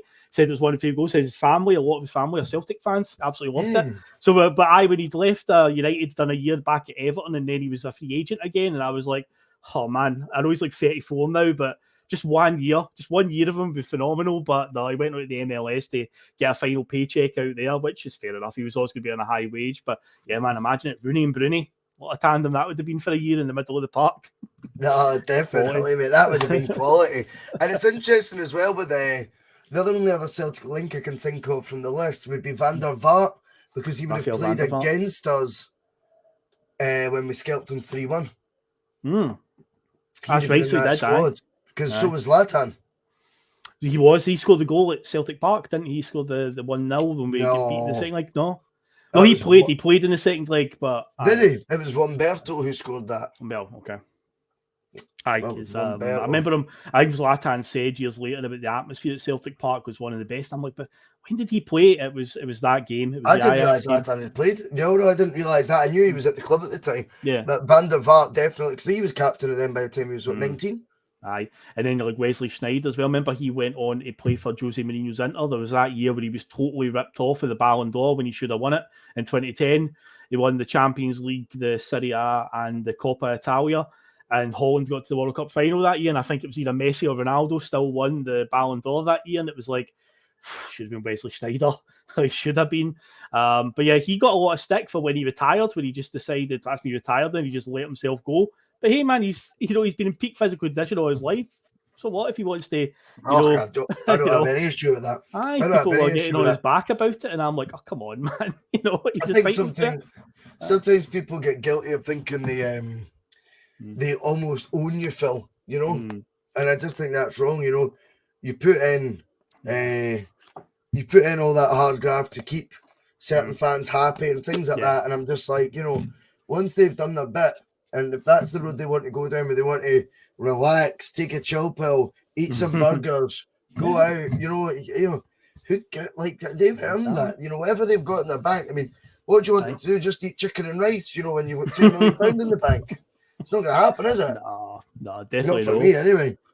But we'll move on now and talk about. Let's get some propaganda in about this guy above us here, Henrik Larsson, because we always find a way. Because this point in time, he's all over tournaments. He's everywhere. But this is a sad time for Celtic fans because it's farewell to the king, I'm afraid, because his contract was up and he told us at the start of the 03-04 season this would be his last year. We had plenty of time to react to that, but as Celtic, as we know, in 2004-2005, we replaced him with Henri Camara on loan up front, despite having a year's notice that Henrik Larsson was leaving. But anyway, that's another story for a different pod. I'm sure Bustalgia will touch that at some point during the new season. We'll go back to that era. But yeah, from a Celtic point of view, Henrik Larsson's contract set to expire, but he's already announced to go to Barcelona. So this is his big final hurrah. He's still a Celtic player at this tournament officially. So yeah, let's talk about Sweden. I say we always find a way to talk about Sweden and the Henrik Larsson propaganda. Yeah. So yeah, he's spearheading this Swedish attack with a partnering Zlatan Ibrahimovic up front and Freddie Ljungberg, who's just off the back of that Arsenal invincible season where he was absolutely phenomenal, where sometimes he'd be cutting from the left, he could play attack mid, play wide right. He was basically given a free role at Arsenal just essentially to just do what he wants. And the same with Sweden, he was playing just behind the front two and getting about it, but that is a terrifying front three, isn't it, Russell? I think it's an exciting front three. I think you've got them. I think Henrik at 32 was, this is mad, right? Because I know he scored the 53 goal season. I think he was hitting peak right now about 32. I think Larsson, he'd continually got an all-rounder as a player. He was getting all-round better, but he was keeping up a goal tally that was scandalously good. Yeah. And obviously proving that it wasn't just domestically he'd be doing that. He was still scoring goals in Europe that 2003-2004 season, still scoring goals like that header at Euro 2004. I think, though, you look at Larsson with the young prodigy of Sweden, which is Zlatan, and then you've got Ljungberg, who, to me, he was, for a couple of years, he was doing what Paul Scholes was at Man U. That late run into the box and scoring goals. I know Paul Scholes ended up playing deeper in his career. Yeah. But when you actually associate Scholes with the sort of late 90s, early 2000s, he was always timing those late runs. Yeah. And, that Cantona would be putting probably similar balls to what a Dennis Bergkamp was for Freddie Lundberg. Lundberg, Zlatan, and Henrik is that's a front three that would put fear up the god of any of these teams. You know, and I know these other countries, we spoke about how many great players they would have had, but I'm telling you right now, that is a front three that is outstanding. And I also think when you look back at it, Phil, and you look at that front three, and you look how Sweden started in this tournament, we can get to that. But I do think on paper, when you look at that sort of an attack that Sweden had, with some, you know, very above average players throughout the team as well. And then you look at the team that wins it, Greece, who we'll focus on a bit. I think you've got to be thinking to yourself a wee bit like, if ever there was a year it could have been us. Yeah. I think that was it. It does. Sweden could definitely be kicking themselves because they go out with a real whimper after a really exciting group stage. They get beat on penalties in the quarterfinals. But you're right. I mean, that front three alone is terrifying. And yeah, they did have some good players throughout the team. It wasn't just there. You had guys like Olaf Mellberg at the back, a pure solid centre back. Funny enough, Magnus Hedman wasn't their starting goalkeeper in this tournament. He is there, but I can't remember who it was. It was their goalkeeper for this one. But he is in the squad. Isaacson, he played for Man City, Juventus. I know the name. He was at Juve, and then he went. He was at Man City then in his mid-20s, and then he'd had spells at the likes of Djurgården in Sweden. I've not got his Wikipedia up, by the way, and I can't remember who else. But he won loads of caps for Sweden. No, they were a good team. And this group, they're drawing in with their Scandinavian neighbours, Denmark, Bulgaria, and Italy, world superpower that is there. Now, Celtic are actually quite well represented at this tournament, and in this group in particular, because Johan Mjällby is the Sweden captain, Stan Petrov is the Bulgaria captain, and of course, Henrik Larsson's playing for Sweden at this one. But also throughout the tournament, Magnus Hedman's there, Freddie Lundberg would go on and play for Celtic at some point in his career. Andy Hinkel is in the German team. He would go on and play for us. Thomas Gravesen is in the Denmark squad. He would go on and play for us. Stefan Oncho, who would have a spell with us as well. He's in the Switzerland squad. So there's a few Celtic connections around this tournament. But yeah, big Johan Mjällby and Olaf Mellberg are the centre-back pairing for the Swedish national team at this one. But yeah, they start off with, let's get right into this one, the 5-0 resounding victory over Bulgaria. Poor Stan Petrov. Nobody in that team was even trying. Sweden blew them away. But the big story in this one, the goal, the iconic thing that everyone remembers, Henrik Larsson scores 2 goals in like a minute, 57 and 58 minutes. Russell, that diving header, mate, it lives. It stands. It is like the blueprint of how to do a diving header. And you know what always stands out for me for that goal is how deep the cross comes from. Whoever crossed it with their left foot, Eric Edman. It's a very deep cross. One of those looping ones where you can see the trajectory of the ball, you know, as it behind it, with the way it bends, and it's like, wow, how deep it comes from. He's about 35 yards back, and Henrik Larsson he throws himself at it. Russell, it's amazing, absolutely amazing. Yeah, just top drawer, mate. He just jumps at it. It's like a fucking arrow. You know what I mean? His whole body is like, his arms are by his side, just woof, so streamlined. The connection's just perfect. And he's still, whilst he's in midair, kind of doing that wee head flick to make sure he's like, I'm actually directing that ball in the corner, by the way. It's like, wow. It's just brilliant. It's a great goal. It's, you know, he is floating like a butterfly and stinging like a bee with that one, you would have to say. He is indeed. And of course, the celebration above us is from that goal when he scores it. That's the one above us against Bulgaria. But yeah, he scores 2 goals in a minute, 57-58. Zlatan scores 1, Lundberg scores 1, and Albak scores the other one in the 5-0 victory. But yeah, Sweden got off to an absolutely rip-roaring start. I say Bulgaria taking absolute tanking. This is not the 1994 Bulgaria World Cup team anyway. They're a far, far cry from that. Sweden then go on to get a 1-1 draw with Italy, and an unbelievable equaliser with minutes to go. I absolutely love this goal, and spoiler, it's actually my favourite goal of the tournament. Zlatan Ibrahimovic scores what can only be described as a back heel volley, would be the best way to describe it. And again, it's that thing, and I've waxed lyrical about Zlatan before on this show whenever I bring his name up. I love him because impossible is nothing. I think Adidas had that as a slogan years ago. Impossible is nothing to Zlatan. He does things where you're just like, why are you even going for that? The shot isn't even on there, and he goes for it. So it's a corner to Sweden, minutes to go, they're 1-0 down. Ball comes in, there's a bit of a scramble in the box. Buffon comes off his line to try and collect the ball, but Zlatan, with his back to goal, jumps up and flicks his right heel out, connects it really well. It loops over Buffon, and Christian Vieri's standing on the line and tries to head off the line, can't get there, and it's just like, he would go on in his career to just do mad things like that. And it's like, this guy, like, he'll just go for everything. Like the other one is the great overhead kick that he scored against England, where Joe Hart actually comes out and heads it away. The ball's heading towards the sideline, and Zlatan watches it and hits an overhead kick, and it loops right back up into the empty net. Now, people always point out, well, it was in a friendly and it was the last minute. It's only a friendly. And I'm saying, see if that was the World Cup final or the Champions League final, and he found himself in that exact same scenario, he will do that. He just goes for it because he has no fear at all. So I love Zlatan for stuff like that, but this goal sums him up perfectly and what he would go on to. But yeah, I think you remember that one pretty well, Russell, the wee back heel volley, if you can call it that. Oh, genius, mate. Absolutely loved it. And then it sets us up very nicely for we talked about Italy in the last tournament, how they got done by a bit of a conspiracy with the Korean World Cup. Well, Italy find themselves now in a position where they could get eliminated if Denmark and Sweden draw. And they're both Scandinavian neighbours, and they're quite tight with each other, to say the least. So right away in the run-up to this game, there's a lot of murmurs coming out of Italy that we're going to get shafted here, we're going to get shafted. But the bigger question is, Italy, why have you allowed yourself to be in that position in the first place? An underwhelming performance in the first two games, you know? So Italy have got to beat Bulgaria by a big score if they're going to avoid it. If Sweden and Denmark draw, as long as Italy can get a big win, they'll get through on goal difference. But Italy could only manage a 2-1 victory over Bulgaria, which actually scored in the 90th minute to win.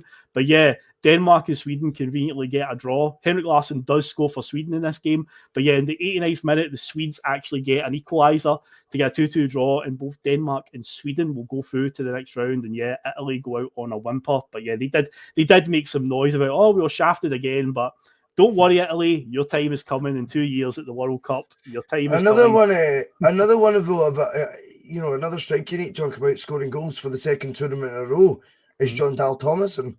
Yes. And we're all pals with John Dal Thomason on the Bhoycie Bus, of course. Oh yes. It's another group stage campaign where he's pretty impressive. You would have to say the least, Phil. Yep. Oh, he was a tremendous. I think he's at Feyenoord at this point, because he was at Feyenoord in 2002. Did he go AC Milan after that, or did he play for Milan before? No, I think he was Newcastle. Newcastle, yep. Then likely to have went to Feyenoord. I think he did go from Feyenoord to Milan. He ended up in an Italian team after that as well, after being part of the conspiracy to eliminate them, apparently. Yeah. He was a great striker. He'd have been at Milan around, I would say, even maybe just now. I think he's maybe joining that summer.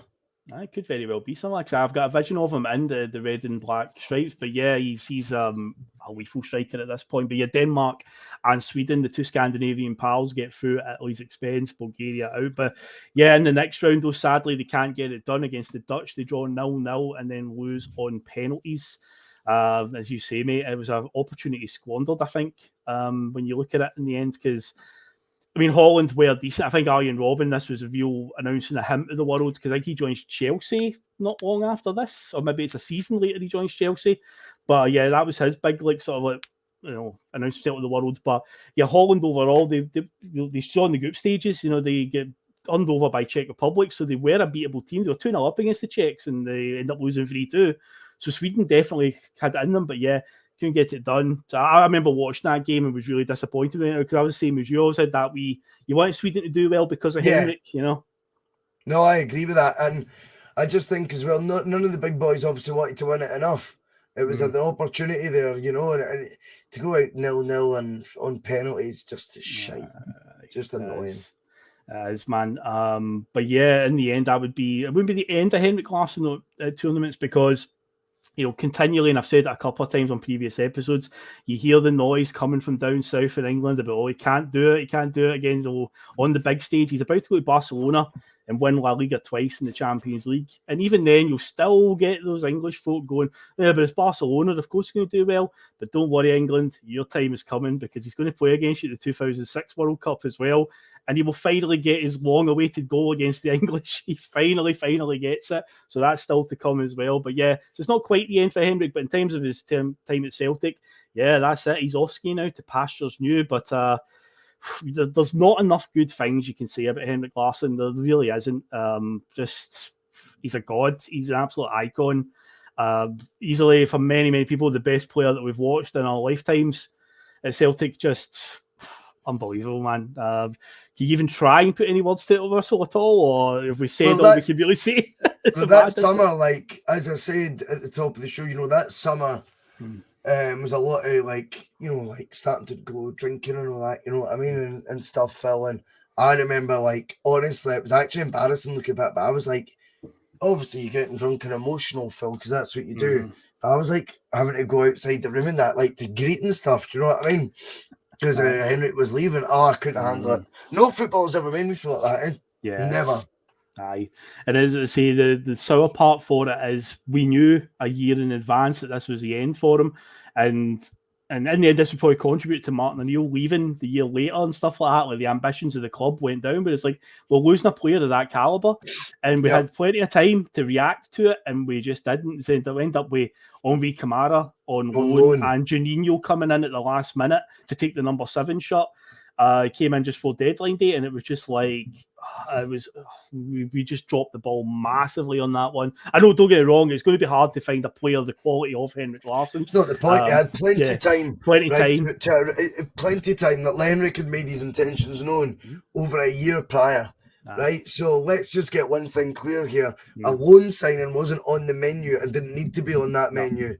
That was a club that had already started the downsizing. 100,000,000%.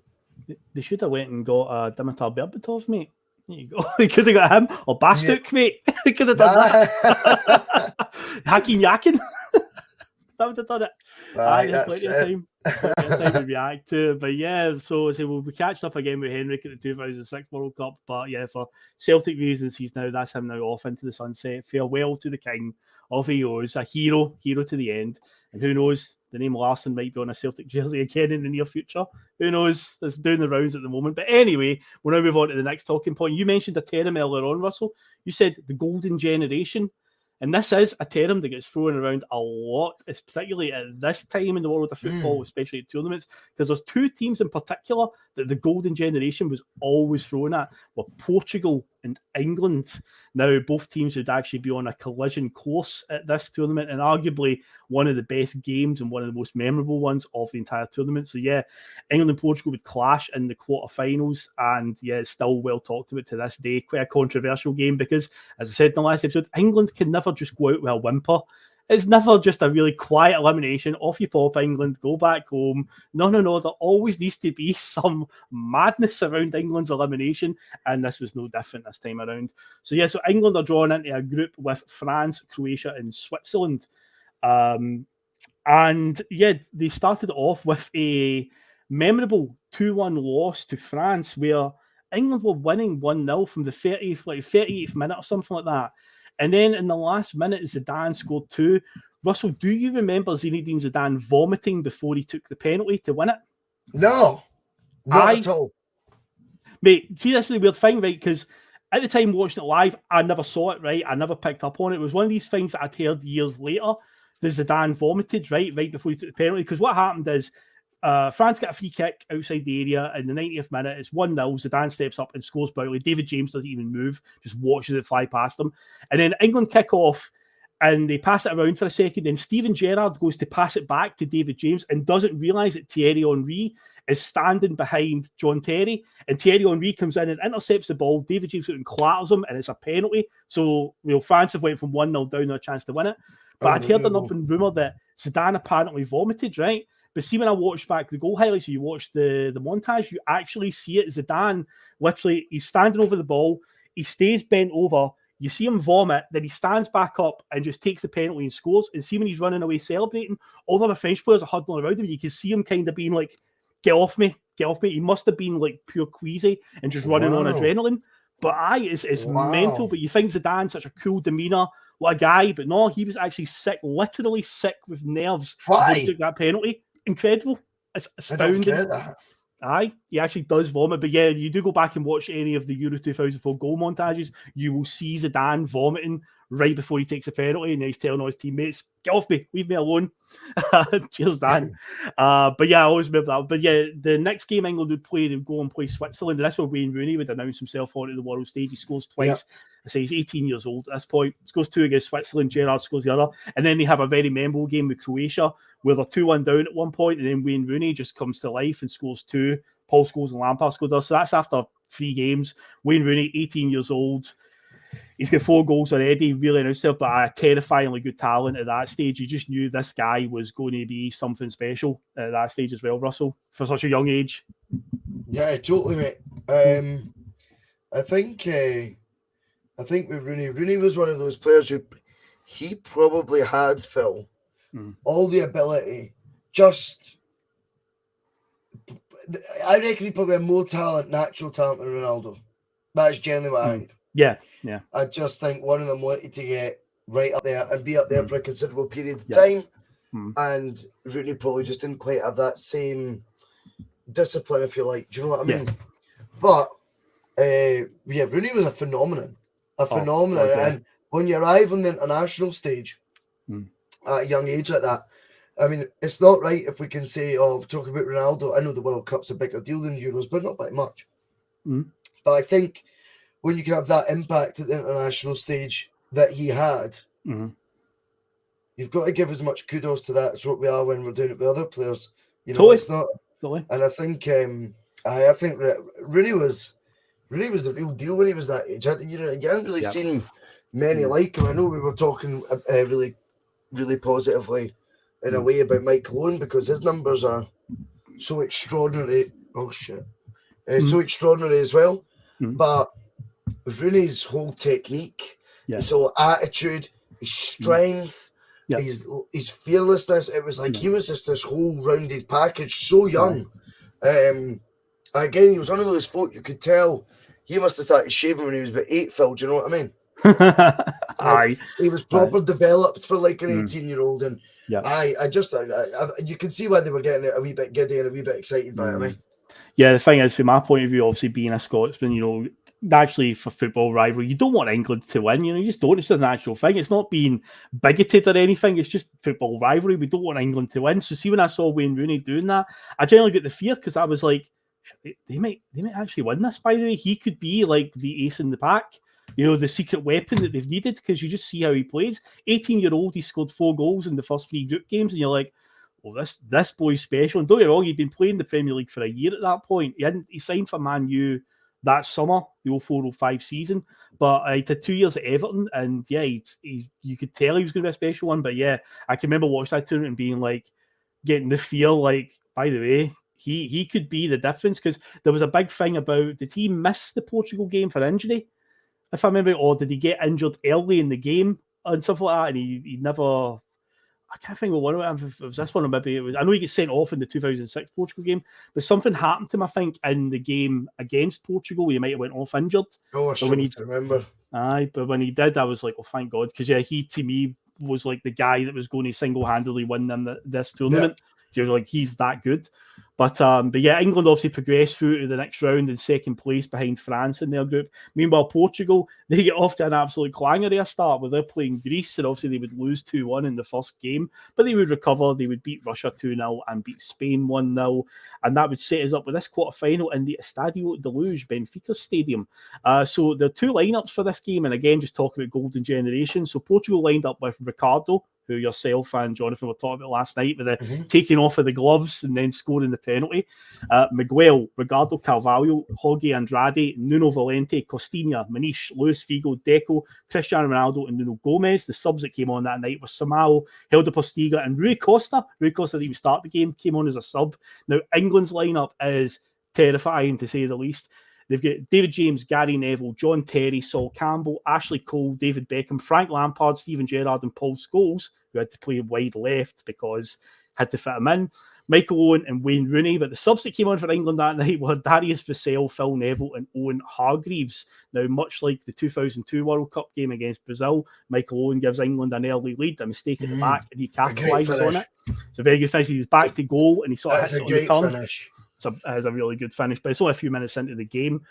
But Portugal are slow and can't get into the game at all until the 83rd minute when Helder Postiga heads in an equaliser to make it 1-1. It looks like it's heading to extra time, but then, mate, it was Saint Etienne all over again. Sol Campbell scores a goal and it gets disallowed just like it did in 1998. John Terry is adjudged to have fouled Ricardo, but I remember this was like the 89th minute or something like that, and that would have been the goal that put them through to the semi-final, but very controversial one. Looking at it again, you know, goalkeepers are such a protected breed, so you can understand it. John Terry's obviously brushed against the goalkeeper. Have you seen the incident again, Russell? What's your feeling on that one? Do you think Campbell was wrongly punished? I think it was a ridiculous decision. I think if it had been us against Portugal when the tournament's hosted in Portugal, we're calling them cheats. Yeah. That's a show, because it's Urs Meier that's the Swiss referee for this one, and he would be subjected to all sorts of death threats after this game for that decision. But yeah, Sol Campbell scores a goal. But anyway, England have to just pick themselves up and regroup. We go into extra time, but England are obviously rattled from what's happened. We go through the first half of extra time because the silver goal is active in this tournament, but it ends 1-1 for the first half. Then with 10 minutes to go, Rui Costa absolutely rattles in off the crossbar. Great bit of skill on the edge of the box, then bends it with his right foot, scalps off the crossbar and bounces into the net. 10 minutes to go. England look out on their feet. It looks like, right, Portugal are going to do it. This is it. They're finally going to go on and beat them. But no, Frank Lampard grabs an equaliser with 5 minutes to go. It ends 2-2 and we go to penalties. And Portugal would end up going and winning at 6-5. Now, controversially, it starts. I'm going to give away 2 answers for the trivia, if you've been paying attention. Yes. David Beckham misses the first one. He blazes it over the bar. Oh, he does. Is this the one? I think he's like, but also he complains to the referee about the penalty spot. And I can remember the camera zooms in and he puts his foot down next to the penalty spot to demonstrate it. And basically, he puts his foot down and the penalty spot goes up like that. It was like the mud was so soft. Yeah, but I think the argument was with the referees, like, well, every player's going to have to take it from the same spot. So, okay, it's poor quality, yes, but obviously every player's at the same disadvantage, it seems. But yeah, I can remember Beckham like complaining to the ref and demonstrating it. And literally the penalty spot went up as he stepped right next to it. And it's like, wow, you'd think tournament, you know, a big tournament, you'd think the pitch should be immaculate, but no, the penalty spot was literally disintegrating right in front of their eyes. That's mental, eh? It's nuts, man. But Beckham blazes one over the bar.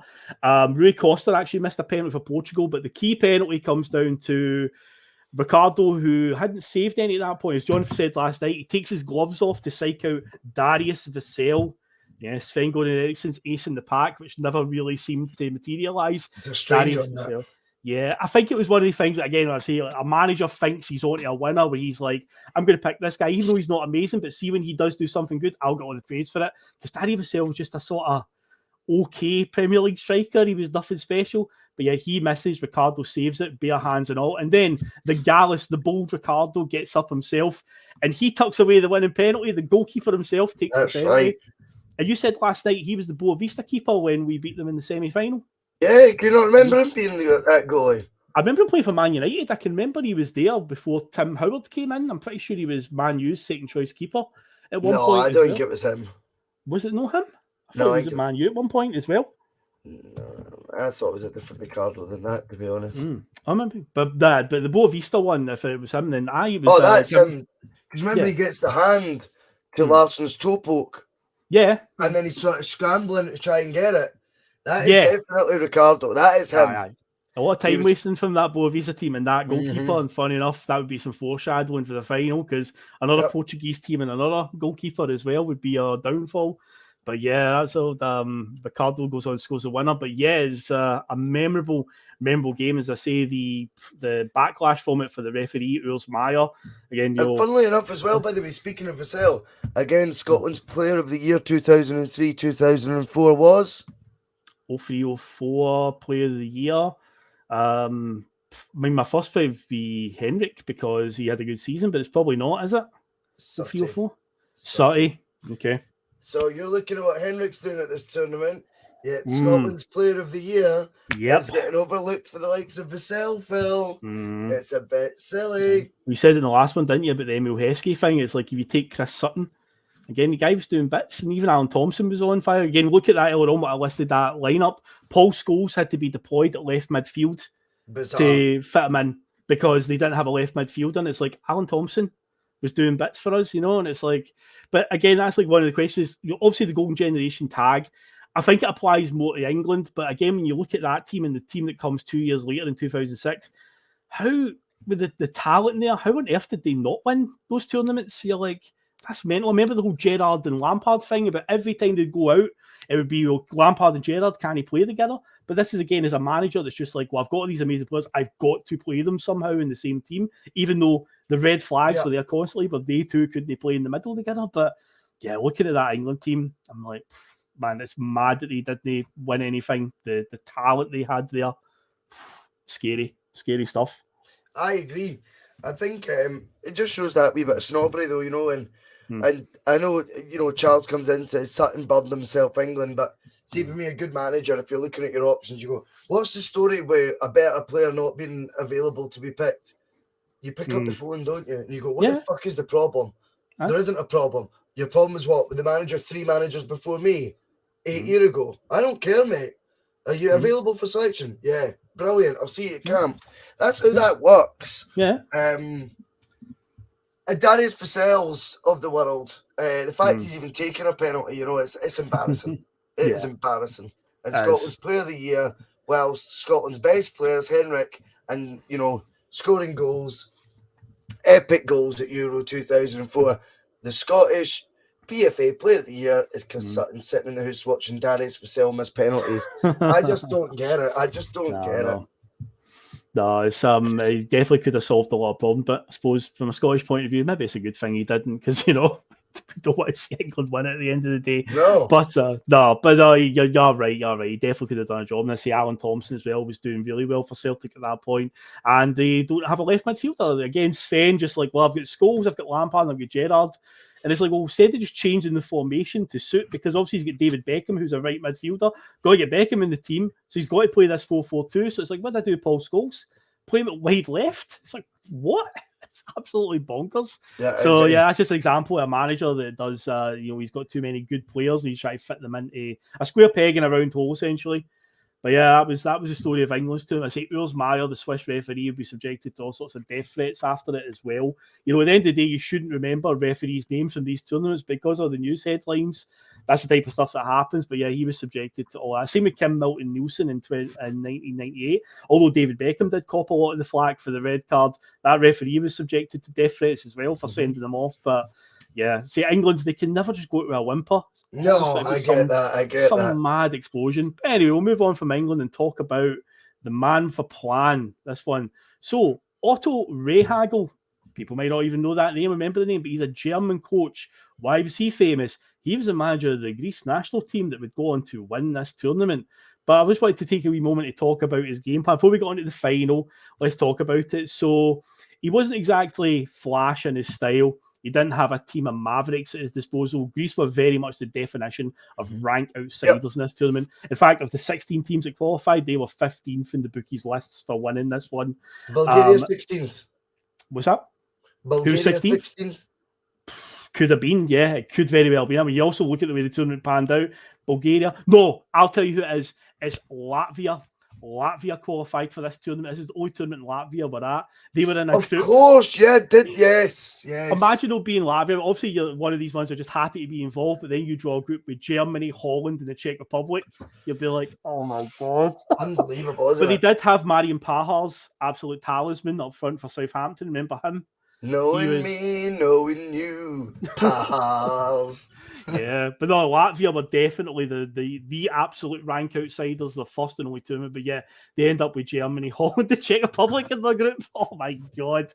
But yeah, so Greece are 15th out of 16 in the rankings for this going with the bookies. So nobody would even bat an eyelid at them. I certainly didn't. Nobody else really did. Probably even Greece fans didn't even bother. But yeah, they okay, disclaimer though, Phil. So we're going to do what we always do. I'm going to do what I always do in Bustalgia and give you my championship manager link. Okay. So, 2001-2002 championship manager comes out, and for the 2002-2003 season, the series is finished as such, right? It's about to break into CM4. Yes. But what they did for the O2, which is a completely different layout, which is closer to the football manager layout, you see. But, what you actually found was they released a patch. Now, in 2004, I'm like, what is a patch? What is that? Aye, what's a patch? Right? So you've got to get, you could get a patch on a disc. My mate gave it to me on a disc.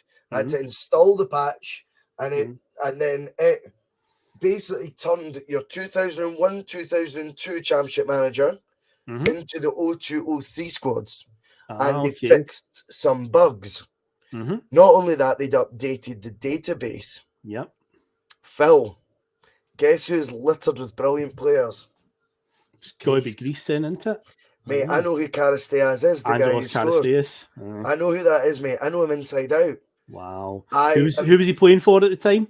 Oh, come on, big boy. Hey. I generally don't know. I'm just generally asking. I don't know the answer. No, I don't know. He maybe had a move from them, because that was the 02-03 season. But genuinely, I'm like, they obviously knew there was a crop.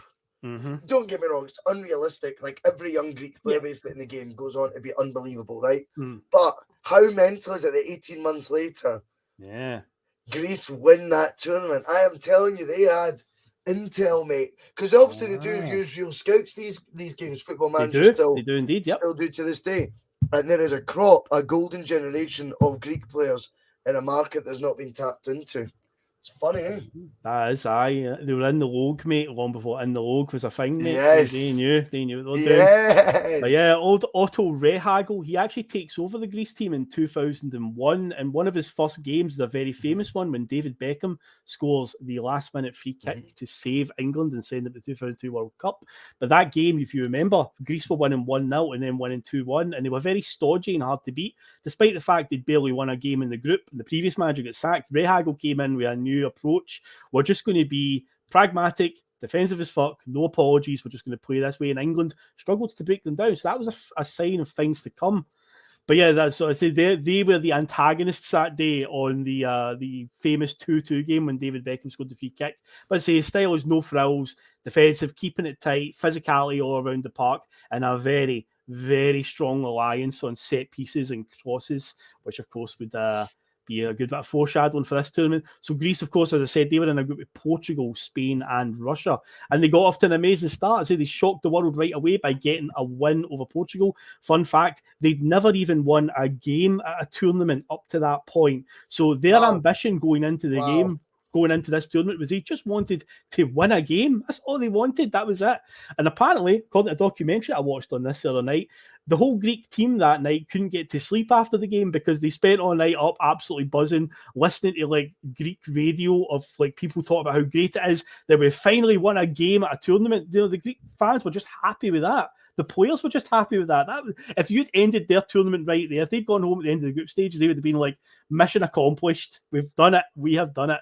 But no, they would get that victory, and then they would get a draw with Spain, a one-each draw with the Spanish. So that's them on 4 points already. But they just scraped through by the skin of their teeth because they lose to Russia in the last game, and they end up qualifying ahead of Spain on goals scored.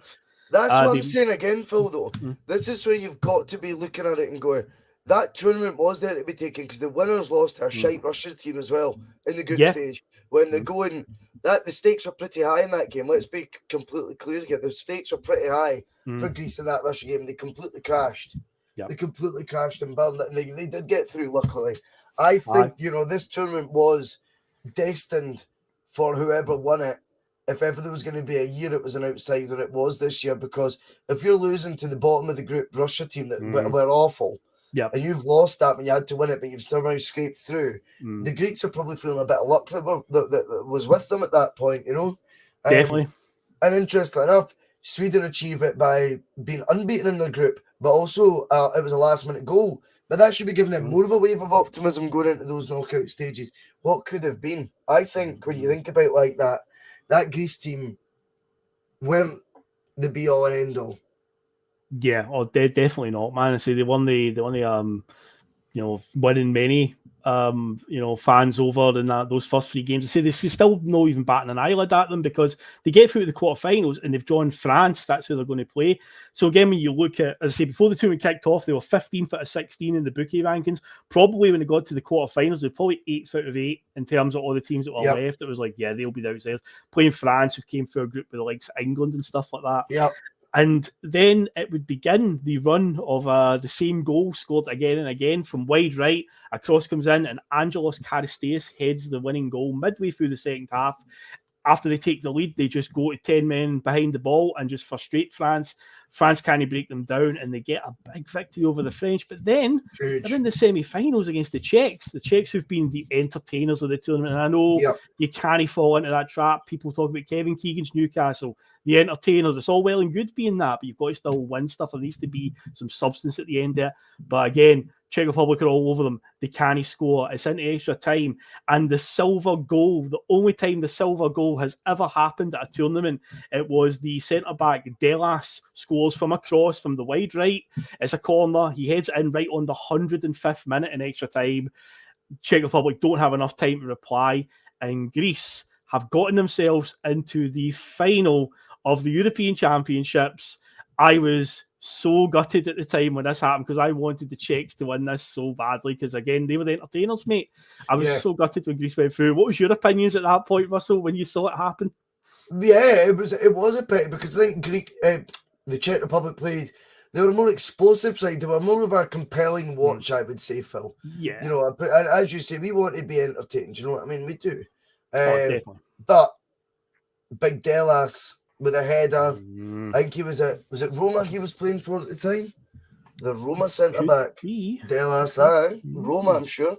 Yeah, okay, because I'm not familiar with all the clubs of these Greek players. I know some of the names, but I can't remember what clubs they all played for. Yeah, but he was a big brute of a centre-half as well. Do you know what I mean? And again, I mean, you've got to beat them. It's a great entertainment. You've got to beat what's in front of you, you know? And by then, we've had a fair insight as to how Greece are going to shape their side. Yep, they are at this point. And they say the two goals that they've scored in the knockout stages are identical. One one's from open play and one's a set piece. Both of them come from wide right, and it's a header.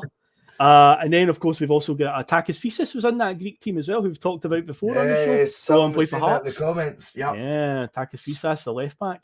But shockwave sent around the European football world as Greece have made it all the way to the final, rank outsiders, where they will play Portugal. But obviously, we will talk about that in the final segment of the show. We'll just do a quick wee segue to our favourite game and goal. Now, obviously, I've mentioned my favourite goal already. It's that Zlatan back heel volley, if you want to call it that. I don't know what to describe it as a technique. I just know it was really, really good and very gallus of him. Russell, is your favourite goal by any chance the Henrik Larsson header? Yeah, it's the Henrik header and the 5-0 and the 5-0 win. I always remember the headline in the paper. I think it might have just been the Metro, right enough. But they said, and now they recognise him above that picture of Larsson, that's behind us right now. And it was that now they recognise it. And the article was like, it was quite cutting because it was quite like, you know, now you'll suddenly get all this praise because he's a free agent. Because Henrik hadn't announced he was joining Barcelona at this point. Oh, I thought he'd announced it a good few months beforehand. Okay, this was not a Barcelona footballer you were watching. This was free agent Henrik Larsson. Right. And it was like, wait to hear how favourable this now is that he's not going to be going back to the backwater of Scottish football. But the article was saying it from our point of view. Yeah. But I like that headline, you know, now it's familiar. And you always felt a bit with Henrik. You know, it was like, fucking, honestly, I know you're doubting him. Like, you're almost surprised he's doing this. So, yeah, it was always a win for us as well when Henrik was doing those things. Edward Diver comes in, the man who's dishing out the invites for the live do. He is. July 31st, everybody. Be there. Best headed goal and cross he's ever seen like that. Mate. I say it's the cross. I said earlier on, that's the thing that really struck me about the goal. The header's amazing in itself, but it's how deep that cross comes from and the bend, the trajectory of the ball. It's like David Beckham-esque, where you see Beckham do the type of crosses, but from the left side this time. And astounding. But my favourite game was actually the Czech Republic-Netherlands game, which I've actually mentioned already at one point, where Holland raced into a 2-goal lead. See, that's an incredible group. Unfortunately for Latvia, you know, you've got the Czechs, you've got the Dutch, you've got the Germans. But yeah, Holland raced into a 2-goal lead. Big Wilfred Bouma and Ruud van Nistelrooy put them 2-0 up in the first 20 minutes. And then the Czech Republic just start turning the screws. Pavel Nedved's pulling all the strings in the middle. Ballon d'Or holder. We've got Jan Koller pulls one back, and then it was Milan Baros gets the equaliser midway through the second half.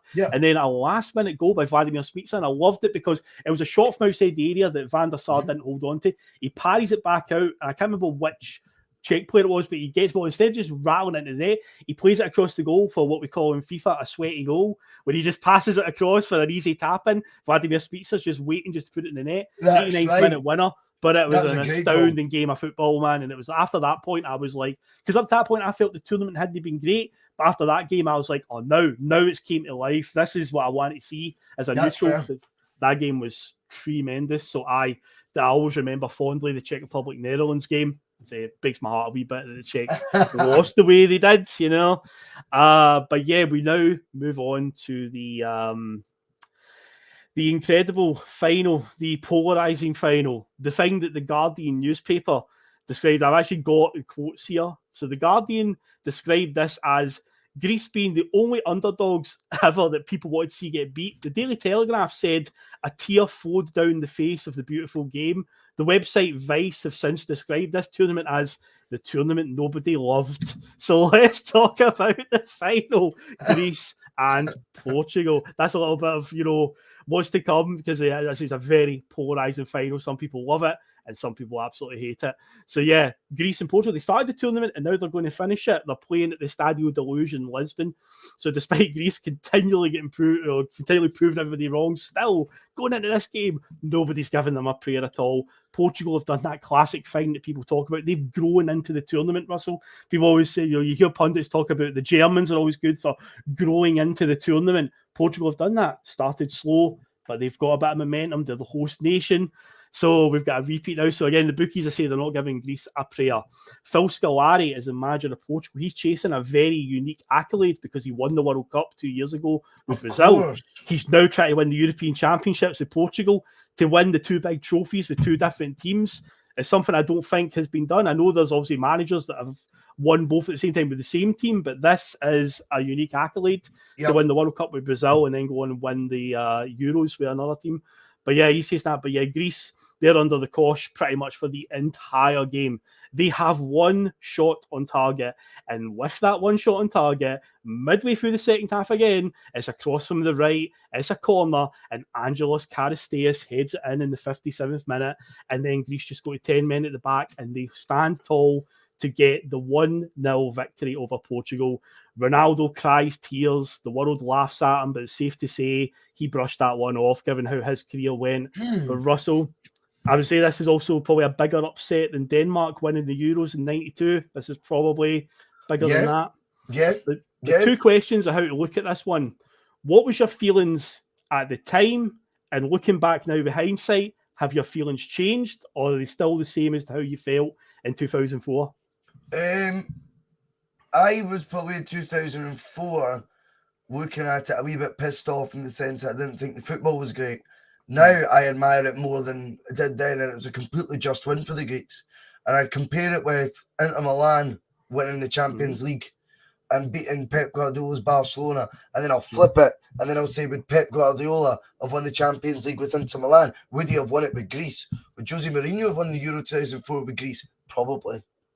And he would have that would have been his blueprint as well. It's always about winning, Phil, at the same time, because no one remembers Portugal's brilliant displays on the way up to the church, maybe apart from you, but in general, like that doesn't get you anything. What does get you remembered and what puts you in the history books is trophies. And Greece won the trophy, doing it using playing to their strengths. And being self-aware enough to go, we ain't that good. I don't think there's anything wrong with that, mate.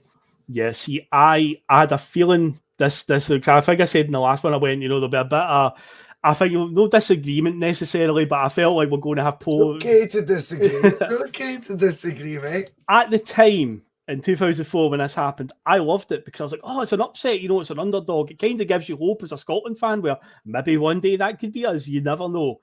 But when years have gone by and I look back on it, I hate this outcome. I hate it so much. And you know who I blame for it? And this will sound really weird because at the time in 2004, I didn't see the whole negative football. I just saw an underdog winning and thought, oh, that's amazing. That's an amazing story. What a feel good story, good for Greece.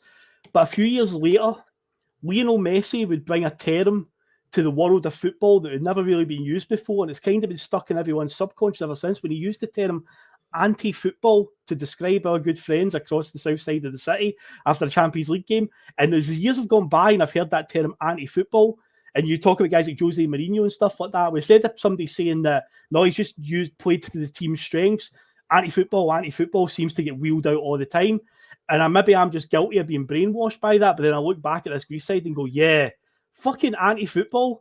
So it's kind of skewed me a wee bit over the years since I've heard that term. I know what you mean. I think you're skewed because of Rangers. That is what you're skewed with. You are skewed because anti-football has been labelled with Rangers, and you cannot be seen to be liking a similar style of football that also achieved a European final. And you're then like, right, well, I slagged them for getting it because we had to find some angle to slag Rangers for. Now I'll go rewrite all my opinions of history. And no, I think you've got to play to your strengths. If Celtic played like that and won the Champions League, we'd be dancing in the streets. If Scotland played like that under Steve Clarke and actually managed to win a couple of games in a group stage, I would be dancing in the streets. Yeah. So we've got to be honest. That Greek team had no superstars, none. You know, I've already seen the comments, Daniel MC coming in. I think he's right. He says Zagorakis was their only top player. His glorious years in the EPL were under Martin O'Neill in the EPL. Remember they had Stelios Giannakopoulos that played under Big Sam at Bolton. Remember him? Giannakopoulos. And I think he only went to Bolton after the Euros. Yeah, I think so. I think you're right. He was about 30. The one I knew of that was a good player was Karagunis. He scored the opening goal against Portugal. That drive, you know, the low drive that he does when he surprised them. Karagunis was a good player. But in general, that team didn't have any top players. Scotland doesn't, Scotland's actually got, even now, you would look at Andy Robertson and go, I know he doesn't do it in a Scotland jersey, but technically, top player. Greece didn't have any options like Andy Robertson. None. They are not, you are being naive. I don't mean you. You are being naive if you want them to go and play total football against Zidane and co. Yeah. And still win 1-0 and still get through progress. The manager's like, but do you want to progress or not? What do you want me to do here? Because we can't have it both ways. We ain't passing around them in triangles. Yeah, not totally. It's not fucking happening. But yeah, I know we always look for, I think the 2008 run that Rangers then had, it kind of put you off that sort of football and stuff. But I think realistically, over the piece, if Celtic got to a final playing that way, I would not be at any point complaining about the style. I'd be going, that was another nail bite. But we've done it. And then you win. As soon as you see them lifting that trophy, you're in tears, and that's it. And in the happiest way possible. That's all it says. I think you're right, and I won't disagree when you said that because you labelled it Rangers. You're probably right. That's probably in my subconscious again, where it's just because Lionel Messi came out and said that about them, and we had a good laugh at it, going, fucking anti-football. But then they ended up getting the bloody UEFA Cup final that season. They went out of the Champions League and ended up going all the way to that. But that's what they did. They just shamelessly done what they had to do. And you're right. If Celtic or Scotland were to do the same thing and come out, with glory at the end of it, you wouldn't care. And I think the reason why, when you brought up Mourinho and stuff, when he was doing it at teams like Inter, they still had superstars in their team. The guys like Samuel Eto'o and stuff like that. So you can Wesley Sneijder was in top form. So you can, even though they are playing a similar style, they're pure pragmatic as fuck, very defensive, very cynical in what they do, the dark arts, we call it, and stuff like that. Yeah. They're still doing the same thing, but because they've got world-renowned superstars, you kind of are blinded by it. You've got tunnel vision. Because as you say, you're right, and I've got it in my notes here, this Greece team had no Mavericks. Look at Bulgaria in 94, we've talked about them already. Risto Stoichkov, they had a team of workmen and Risto Stoichkov.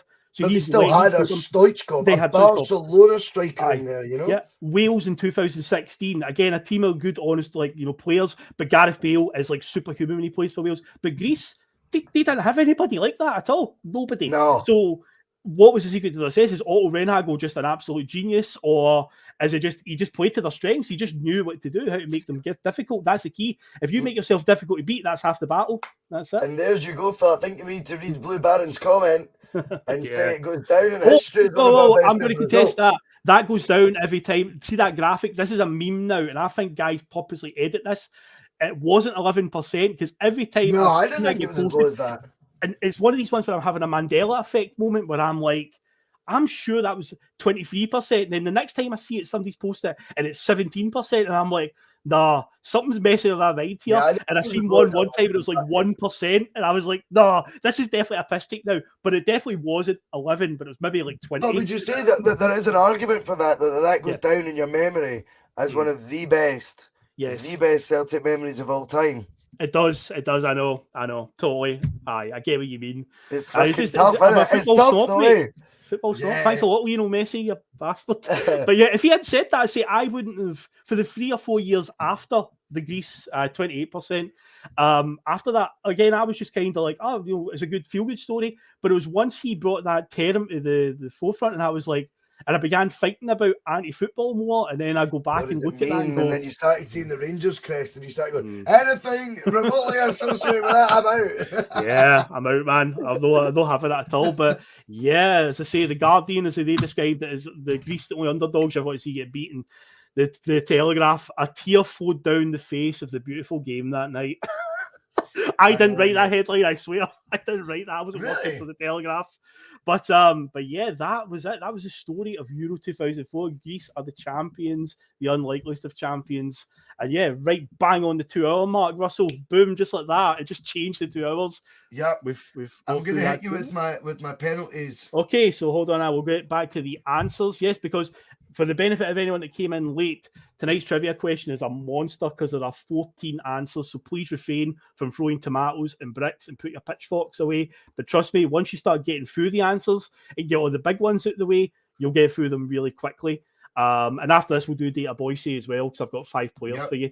So cool, the question is, there are 14 players who have missed a penalty for England at Euros or World Cups during the shootouts, not during the actual 90 minutes of a game, during shootouts. So, Russell, tell me some of the players that you've got. Yeah, I'm not going to go with them all because I know that everyone that's involved. So I'll go with the 8 that I've got, or 7 I've got.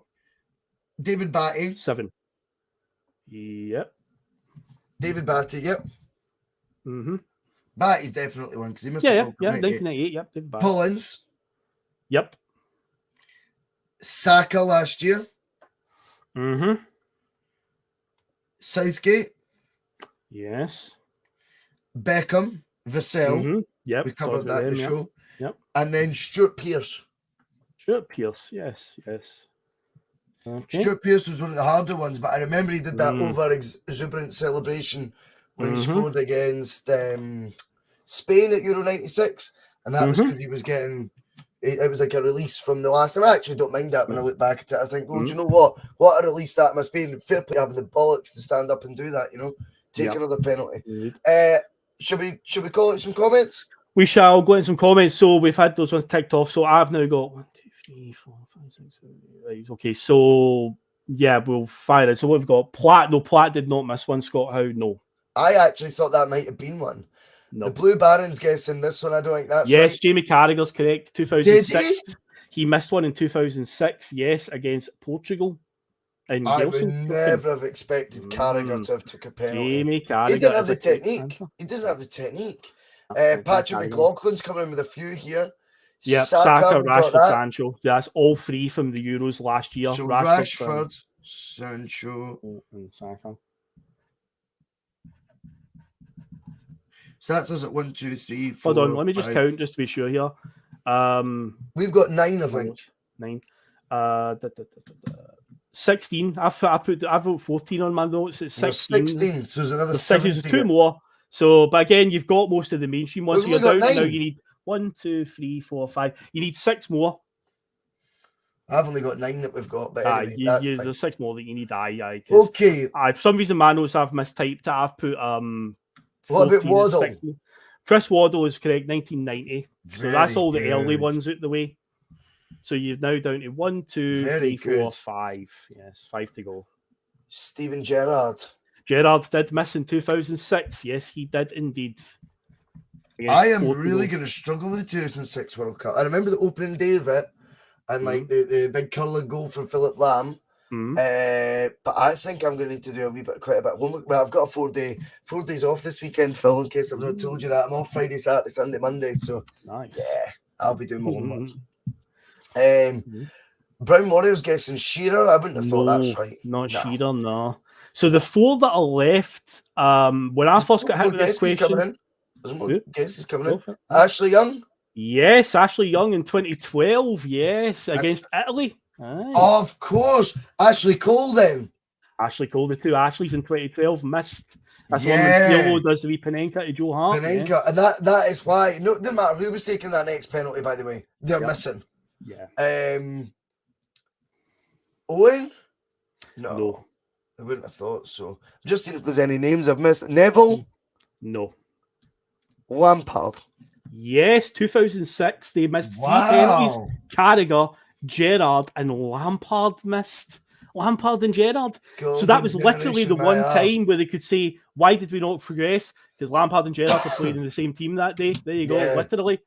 Yes. So the one that's missing is probably the one that I think is one of the trickiest. The 2 Ashleys were quite tricky, but this one is an easily forgotten one. Elfin Priest says Phil Neville. No, I didn't think him. He got sent off or gave away a penalty in one of them, I'm sure. He did. He gave away a penalty against Romania at Euro 2000. Euro 2000, aye. Yeah, he did. Aye, but I was in the 90. But yeah, the Blue one Baron that's keeps saying Vassell. We've discussed. We've done Vassell. We've done that. Yeah, I said earlier on. I went, I'll give you 2 answers. Baron 2.0. Yeah. I think the reason earlier on why I said I've got you've got 14 answers to get is because I already gave you 2 of them during the. Yeah, I gave you Beckham and Vassell for free along the way, so it was in my head it was 14 that you were going to need to get. No, it was actually 16 overall, because I've gave you 2 for free. But yeah, the one that's missing... Owen Hargreaves? No, not Owen Hargreaves, but the reason why this one, I think, is hard to get is because it's a rare instance where England won a penalty shootout, and this guy missed during it, but they still won the penalty shootout, and that's why it's easily forgotten. Because usually it's always a case of they lose. So, Kieran Trippier? Not Kieran Trippier, no. I'll tell you a clue, right? This guy is a captain of an English Premier League team right now in modern day football.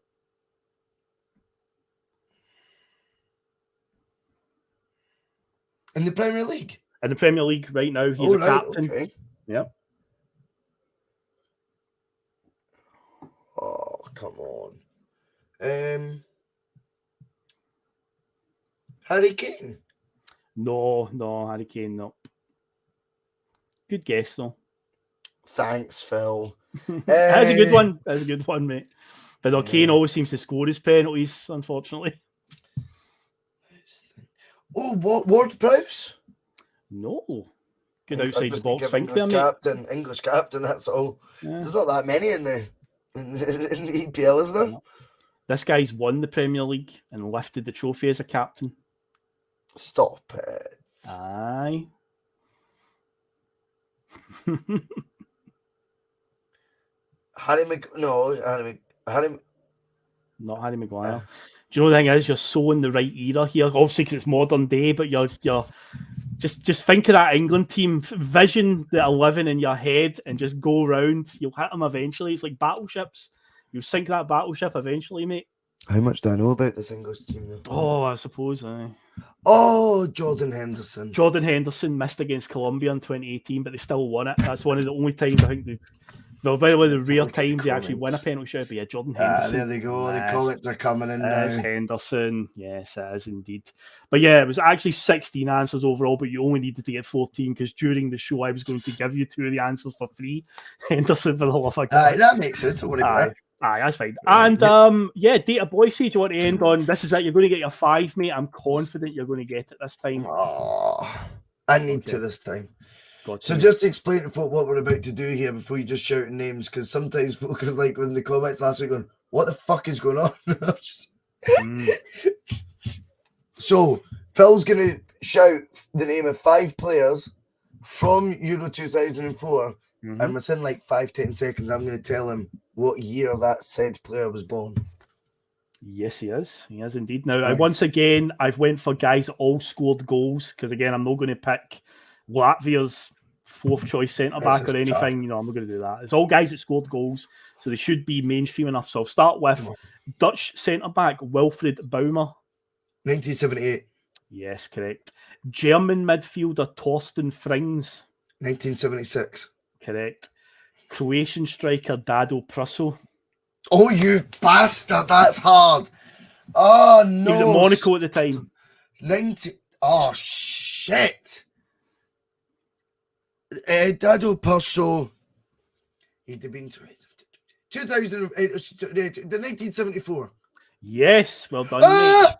Come on, get in there. Bulgarian midfielder Martin Petrov. 1979. Yes. And last but not least, Italian attacking midfielder Simone Perotta. Oh, no! I think 1983. Oh, Miles mate, off. you've not even hit the post. You've blazed it out of the stand, mate. It's out in Backhand. Rose Ed. 1977 for Simone Perotta. Perotta.